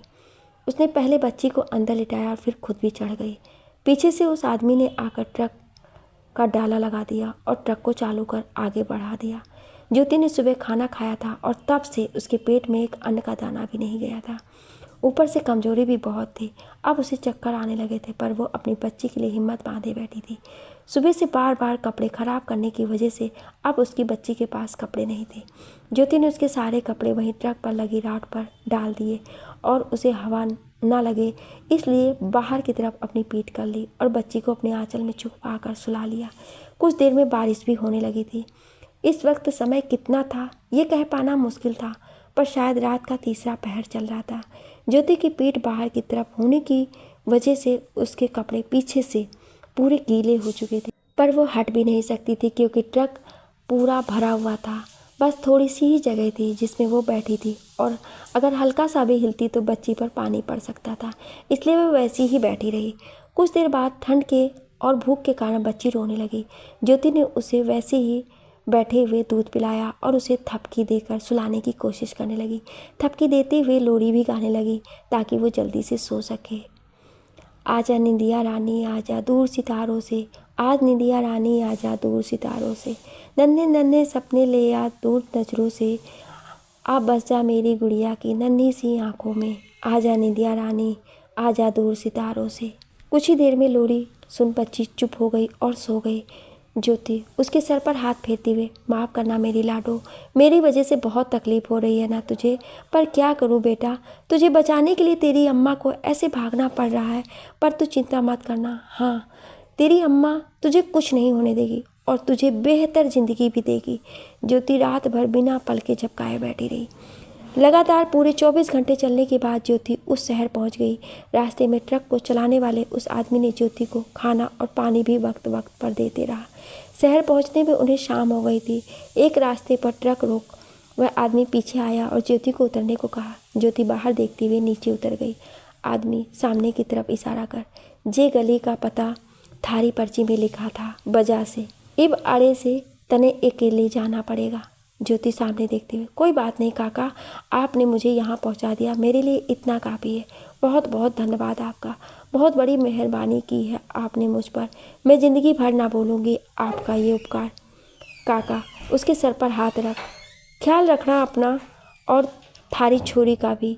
इब चलता सू। ज्योति मुस्कुराकर हाँ। आदमी ट्रक में बैठ अपने रास्ते चला गया और ज्योति उस गली में चली गई। लोगों से रास्ता पूछते हुए वो कुछ ही देर में डॉक्टर के घर के सामने खड़ी थी। उसने आगे बढ़ के दरवाज़ा खटखटाया। कुछ देर बाद एक औरत ने दरवाज़ा खोला। ये वही लेडी डॉक्टर थी। ज्योति उसे देख मुस्कुराने लगी। वो डॉक्टर भी उसे देख एक नज़र में पहचान गई, क्योंकि वो उस इलाके की पहली औरत थी जिसने अपनी बेटी के लिए इतना बड़ा कदम उठाया था। उन्होंने तुरंत ज्योति को अंदर आने को कहा। ज्योति अंदर गई। रश्मि डॉक्टर ने उसके हाथ में बच्चे को देखा और ज्योति की हालत जो बेहद ख़राब थी। कपड़े पूरे मैले हो चुके थे, बाल बिखरे हुए थे और चेहरे पर थकान जो साफ बयां कर रही थी कि वो 2-3 दिन से सोई नहीं है। रश्मि बच्ची की तरफ देखकर ज्योति ये। ज्योति मुस्कुराकर बेटी है। रश्मि हैरानी से तो तुमने लड़ाई लड़ ही ली। ज्योति और कोई रास्ता भी तो नहीं था डॉक्टरनी जी। अपनी बच्ची को बचाने के लिए लड़ना तो था ही। रश्मि मुस्कुराते हुए बच्ची को अपनी गोद में लेकर उम्मीद नहीं थी कि इतना आगे तक आओगी। तभी अंदर से एक आदमी निकल कर आया। रश्मि उस आदमी की तरफ इशारा कर, ज्योति ये है मेरे पति अनुराग जी, ये भी डॉक्टर ही हैं। ज्योति ने उसकी तरफ देख हाथ जोड़ लिए। रश्मि के पति ने भी हाथ जोड़कर उसका अभिवादन किया। रश्मि को बच्ची का शरीर कुछ गर्म सा महसूस हुआ। रश्मि गंभीर स्वर में, ज्योति बच्ची को तो बुखार है। ज्योति घबराकर क्या? और उसने पास आकर छुआ। ज्योति चिंता भरे स्वर में, शायद ठंड लग गई उसे। कपड़े नहीं थे ज़्यादा हमारे पास। अनुराग आप चिंता मत कीजिए, वो ठीक हो जाएगी। उन्होंने बच्ची को पहले दूसरे कपड़ों में रखा और फिर ज्योति को उसे दूध पिलाने को कहा। उसके दूध पीते ही बच्ची को दवाई दे दी। थोड़ी देर में बच्ची फिर से सो गई।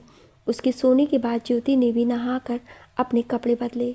रश्मि अब बताओ हुआ क्या है और तुम ऐसी हालत में कैसे? ज्योति ने उसे बीते 3 दिन में जो कुछ भी हुआ सब बता दिया। ज्योति उदासी से, और कोई रास्ता नहीं था मेरे पास, बस आपका दिया पर्चा था। आपने कहा था मैं आपके पास आ सकती हूँ अगर ज़रूरत पड़े तो। रश्मि बहुत अच्छा किया ज्योति तुमने। अब तुम चिंता मत करो, हम तुम्हारे साथ हैं। ज्योति डरते हुए, पर अगर वो लोग यहाँ पहुँच गए तो? अनुराग डरने की कोई ज़रूरत नहीं है आपको, कोई भी यहाँ तक नहीं पहुँच पाएगा। रश्मि हाँ, और वैसे भी वो तुम तक तब पहुँचेंगे जब तुम यहाँ रहोगी। ज्योति ना समझी से, मतलब? रश्मि मतलब तुम दिल्ली जाओगी। मेरी एक दोस्त है वहाँ, कल ही मैं उससे हॉस्पिटल के लैंडलाइन से बात करूँगी। वो भी डॉक्टर है, इसलिए वो अपने बच्चों को देखने नहीं कर पाती है ठीक से। उसे एक आया की ज़रूरत है, तो तुम वहाँ नौकरी कर लेना। इसके बदले तुम्हें पैसे भी मिलेंगे जिससे तुम अपनी बच्ची को पाल भी सकती हो। तो बताओ जाओगी? ज्योति और कोई ठिकाना नहीं है मेरा मैडम, अब जो भी है यही है। मैं तैयार हूँ, अपनी बच्ची के अच्छे भविष्य के लिए मैं कुछ भी करूँगी। रश्मि मुस्कुराकर बहुत अच्छे।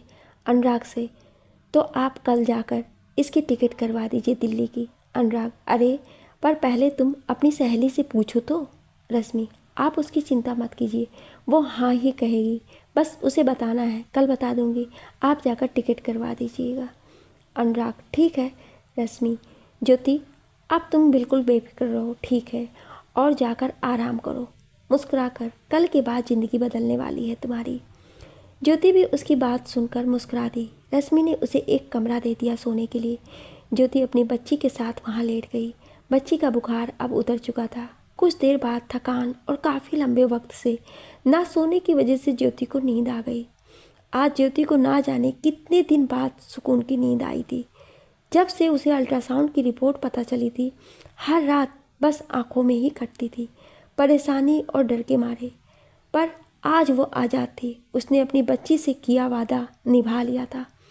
अब वो लोग उसकी बच्ची तक कभी नहीं पहुंच पाएंगे। ये ख्याल ही उसके मन को खुशी से भर रहा था।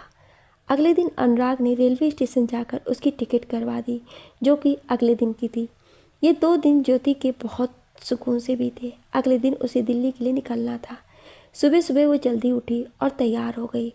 रश्मि ने उसे कुछ पैसे दे दिए, जिन्हें ज्योति ने जब लेने से मना किया तो उसने ये कहकर उसके हाथ में रख दिए कि जब आ जाए तब वापस कर देना। ज्योति बस मुस्कुरा कर रह गई और उससे गले मिलकर रेलवे स्टेशन के लिए निकल गई। अनुराग उसे छोड़ने स्टेशन तक गया था। उसे स्टेशन के बाहर उतार कर, अनुराग माफ़ करना ज्योति, बहुत ज़रूरी काम है आज हॉस्पिटल में, वरना मैं तुम्हें गाड़ी में बैठाल देता।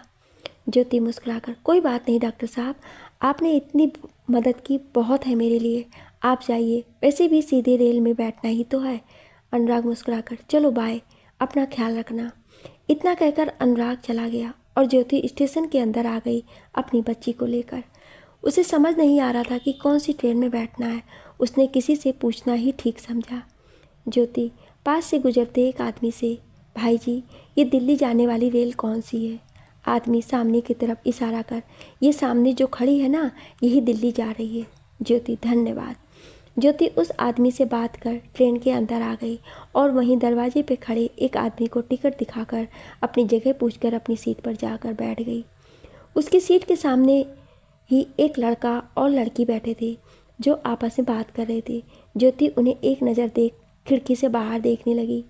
लड़की बच्ची को देख ज्योति से, आपकी बच्ची कितनी प्यारी है। ज्योति उसकी बात सुनकर मुस्कुराकर अपनी बच्ची को देखने लगी। लड़की दोबारा, क्या नाम है इसका? ज्योति मुस्कुराकर, अभी 7 दिन की है बस, तो नाम नहीं रखा। लड़की, ओह अच्छा। वो ऑफिस से साथ बैठे लड़के के साथ बात करने लगी। ट्रेन चलने में अभी वक्त था। कुछ देर बाद लड़की दोबारा उससे बोली। लड़की, वैसे आप कहाँ जा रही हैं? ज्योति, दिल्ली। लड़की, मायके? ज्योति ने नामे सिर हिला दिया। लड़की, ससुराल। ज्योति ने फिर नामे सिर हिला दिया। लड़की को उसकी बात बड़ी अजीब लगी। लड़की, तो फिर?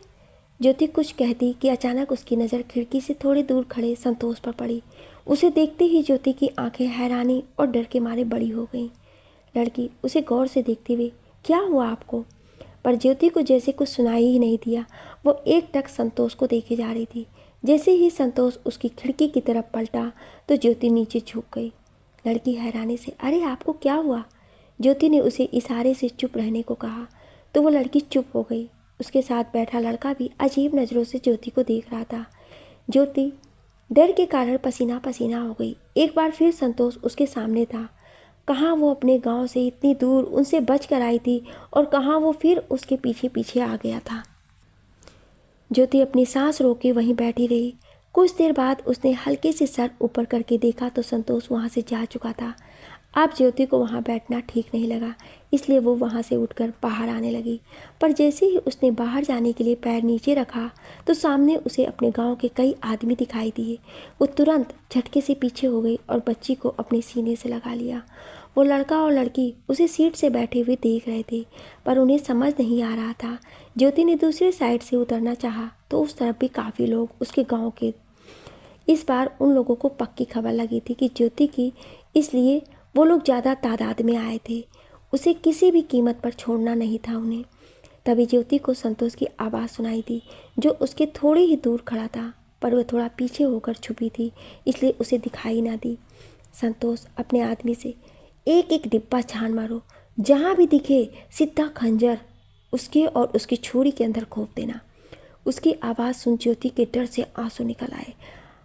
आज उसे उसकी मौत अपने सामने दिखाई दे रही थी, पर दुख इस बात का नहीं था, बल्कि इस बात का था कि उसके साथ उसकी बच्ची भी मर जाएगी, जिसके लिए वो इतनी दूर सबसे भागते और बचते हुए आई थी। ज्योति मन में, नहीं, मेरी बच्ची को कुछ नहीं होगा, मैं इसे कुछ नहीं होने दूंगी। बच्ची की तरफ देखकर, तू जिएगी मेरी लाडो, जिएगी, तेरी अम्मा तुझे कुछ नहीं होने देगी। ज्योति को अब कोई भी रास्ता नहीं दिख रहा था। संतोष और उसके साथियों ने पूरी ट्रेन को हर तरफ से घेर लिया था। कहीं से भी ज्योति का बच पाना मुश्किल था। अगर वो अंदर भी बैठी रहती तो भी वो लोग किसी भी वक्त उस तक पहुंच जाते। इसलिए उसने एक लंबी सांस ली और मन में एक फैसला लिया और वापस अपनी सीट पर आ गई। लड़की, जिसका नाम सिप्रा था, आपको हुआ क्या है और आप इतनी डरी क्यों हुई हैं? लड़का, जिसका नाम सूरज था, हाँ, कोई बात हो तो आप हमें बता सकती हैं। ज्योति आंसू भरी आंखों से, आप मेरा एक काम कर सकते हैं? लड़की, कहिए ना। ज्योति अपनी बच्ची को उसे देकर, इसे बचा लीजिए, इसे अपने साथ दिल्ली ले जाइए। लड़की हैरानी से, ये क्या कह रही हैं आप? ज्योति ने उसे जल्दी जल्दी नीचे छुपकर बैठे हुए सब बता दिया। ज्योति रोते हुए हाथ जोड़कर, मेरी ये मदद कर दीजिए, मैं अभी वापस नहीं जा सकती और ना किसी को मदद के लिए बुला सकती हूँ। वो लोग कभी भी यहाँ आ जाएंगे और मेरे साथ साथ मेरी बच्ची को भी मार देंगे। मैं चाहती हूँ कि ये जिए और ये दुनिया देखे। कृपया करके मेरी मदद कर दीजिए। आप बस इसे दिल्ली ले जाइए, वहाँ इसे कोई ऐसी जगह छोड़ दीजिएगा जहाँ अनाथ बच्चे पलते हों। कम से कम ये जिंदा तो रहेगी। आप लोग मेरी आखिरी उम्मीद है, मेरी इतनी सी मदद कर दीजिए। मैं इसे मरते नहीं देखना चाहती, बस इसे अपने साथ ले जाइए। अगर मैं इन लोगों से बच गई तो दिल्ली आकर अपनी बच्ची को ले लूँगी, पर अगर नहीं बची तो कम से कम मेरी बच्ची तो जिंदा रहेगी।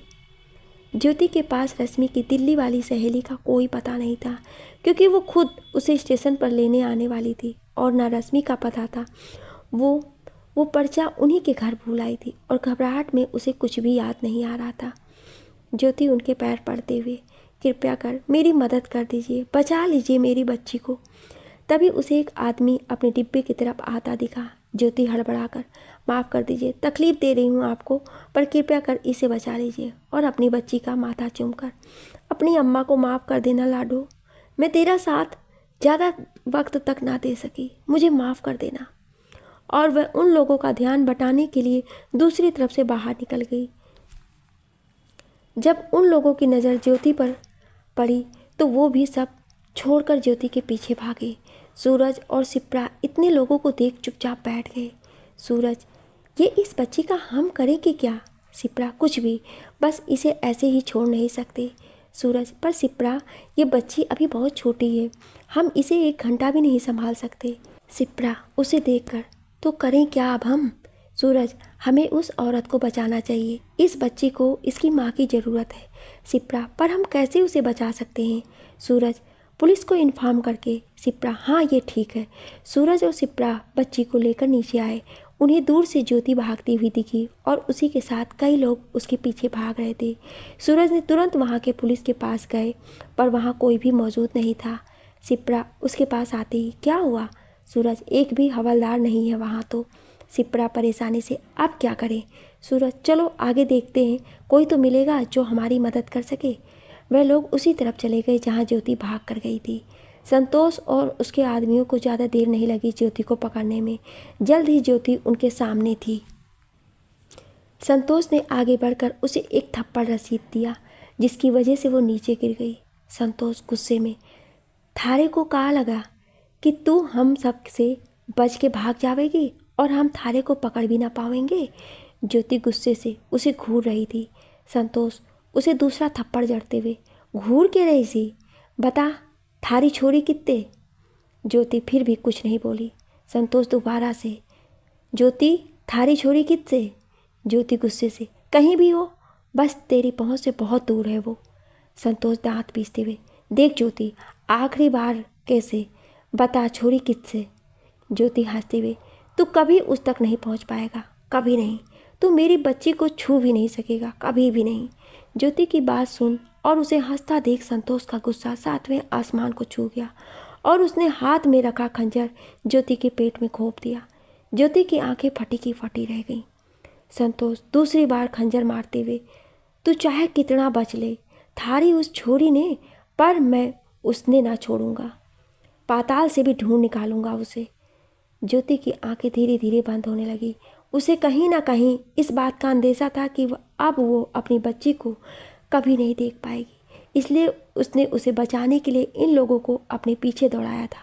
मौत उसके सामने बाहें फैलाए उसका इंतजार कर रही थी, पर आज उसे किसी भी चीज़ की फिक्र नहीं थी। उसे विश्वास था कि अब ये लोग उसकी बच्ची तक नहीं पहुंच पाएंगे। उसने आहिस्ता से अपनी आंखें बंद की। ज्योति आखिरी बात अपने मन में, हे प्रभु, बस मेरी बच्ची की हमेशा रक्षा करना। और इतना सोचती हुई बेजान सी ज़मीन पर गिर गई। संतोष उसके गिरने के बाद सबसे, ढूंढो उस छोरी ने, वो अड़े ही से। ज्योति उसे लेकर अंदर आई ही थी कि वो भी अंदर ही से। दरअसल संतोष ने इन 2 दिन में उस डॉक्टर का पता लगाया। उसे शक था कि ज्योति उसी के पास गई होगी और उसका शक सही निकला। जब वो डॉक्टर का पता ढूंढकर उसके घर तक पहुंचा तब उसे पता चला कि ज्योति वहीं थी, पर वह उसका उनके घर के अंदर जाकर कुछ नहीं कर सकता था। इसलिए उसने उसके बाहर निकलने का इंतज़ार किया और आज उसके निकलते ही उसका पीछा किया और यहाँ पहुँच गया, पर नज़रें हटते ही ज्योति उसकी आंखों से ओझल हो गई थी। यही वजह थी कि वो बच्ची तक नहीं पहुँच पाया।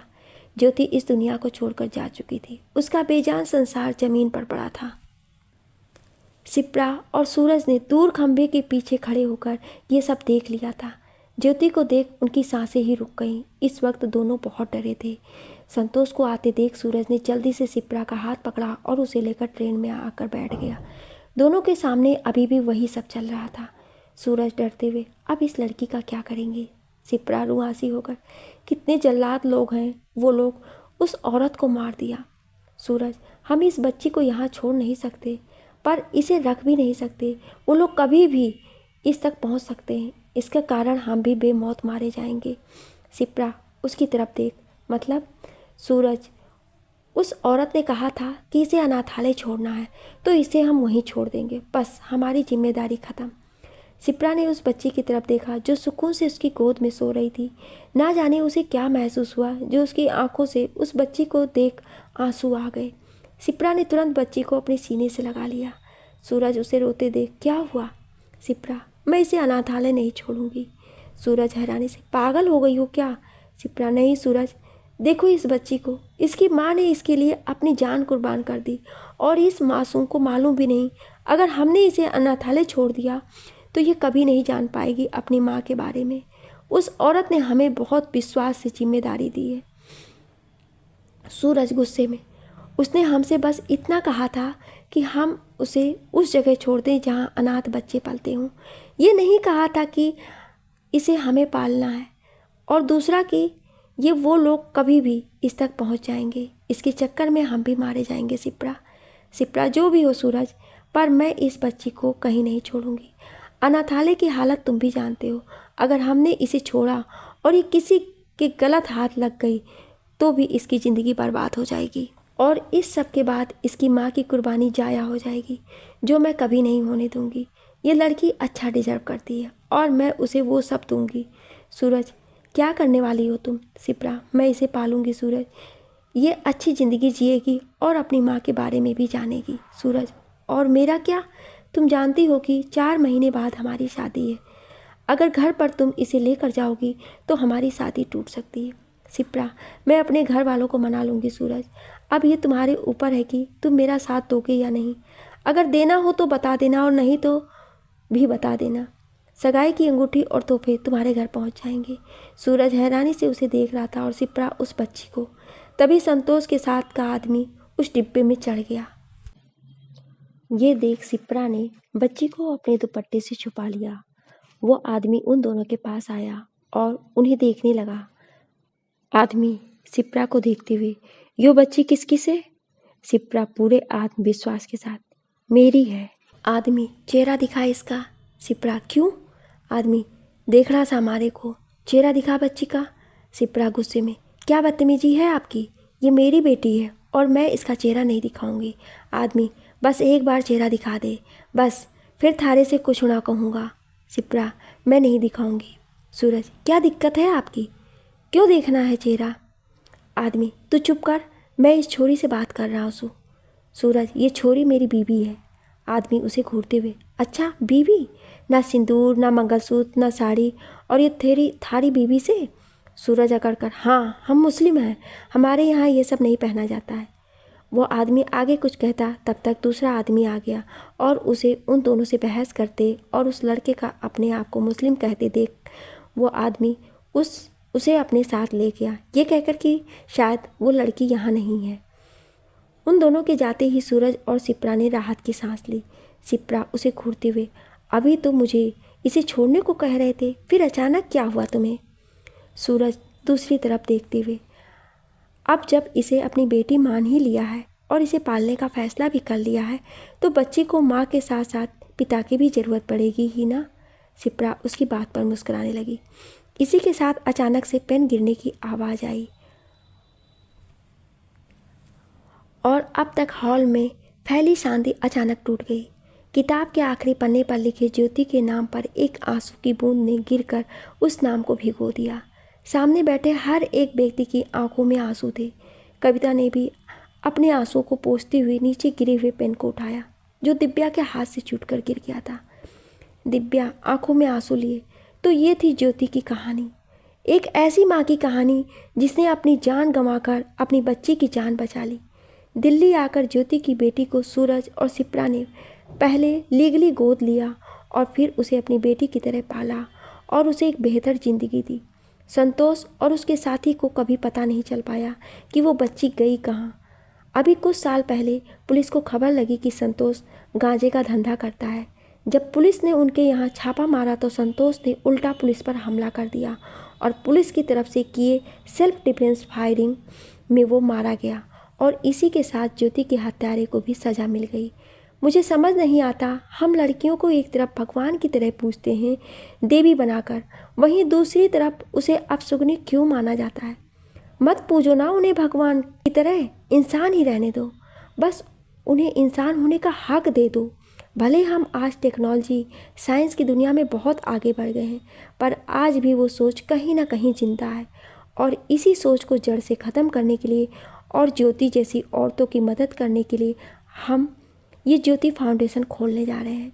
आप यकीन नहीं करेंगे, एक ज्योति के कन्या भ्रूण हत्या के खिलाफ कदम बढ़ाते ही उस गांव की कई औरतों ने आगे चलकर इसका विरोध किया और आज उस गांव से ये रीत जड़ से ख़त्म हो चुकी है। साथ ही 1994 में अल्ट्रासाउंड से लिंग की जानकारी लेना कानूनी तौर पर प्रतिबंध कर दिया गया, क्योंकि उसके जरिए कई बच्चियों को दुनिया में आने से पहले ही मार दिया गया। खुशी होती है ये देखकर कि आज के वक्त पर लड़कियों को उनका हक भी मिलता है और एक बेहतर ज़िंदगी भी मिलती है। पर कई ऐसे इलाके और कई ऐसे लोग आज भी मौजूद हैं जो इसी घटिया सोच के साथ जी रहे हैं। इस सोच को कोई अलग से आकर ख़त्म नहीं करेगा, बल्कि इसे हमें ही ख़त्म करना पड़ेगा। ज्योति ने अकेले अपनी बेटी को ज़िंदगी देने की जंग लड़ी अपनों के खिलाफ और आखिर में वो मर कर भी वो जंग जीत गई। अपने आंसू पोंछ कुछ पल रुक। एक वादा ज्योति ने अपनी बेटी से किया था, उसे ज़िंदगी देने का, उसे संतोष जैसे लोगों से बचाने का।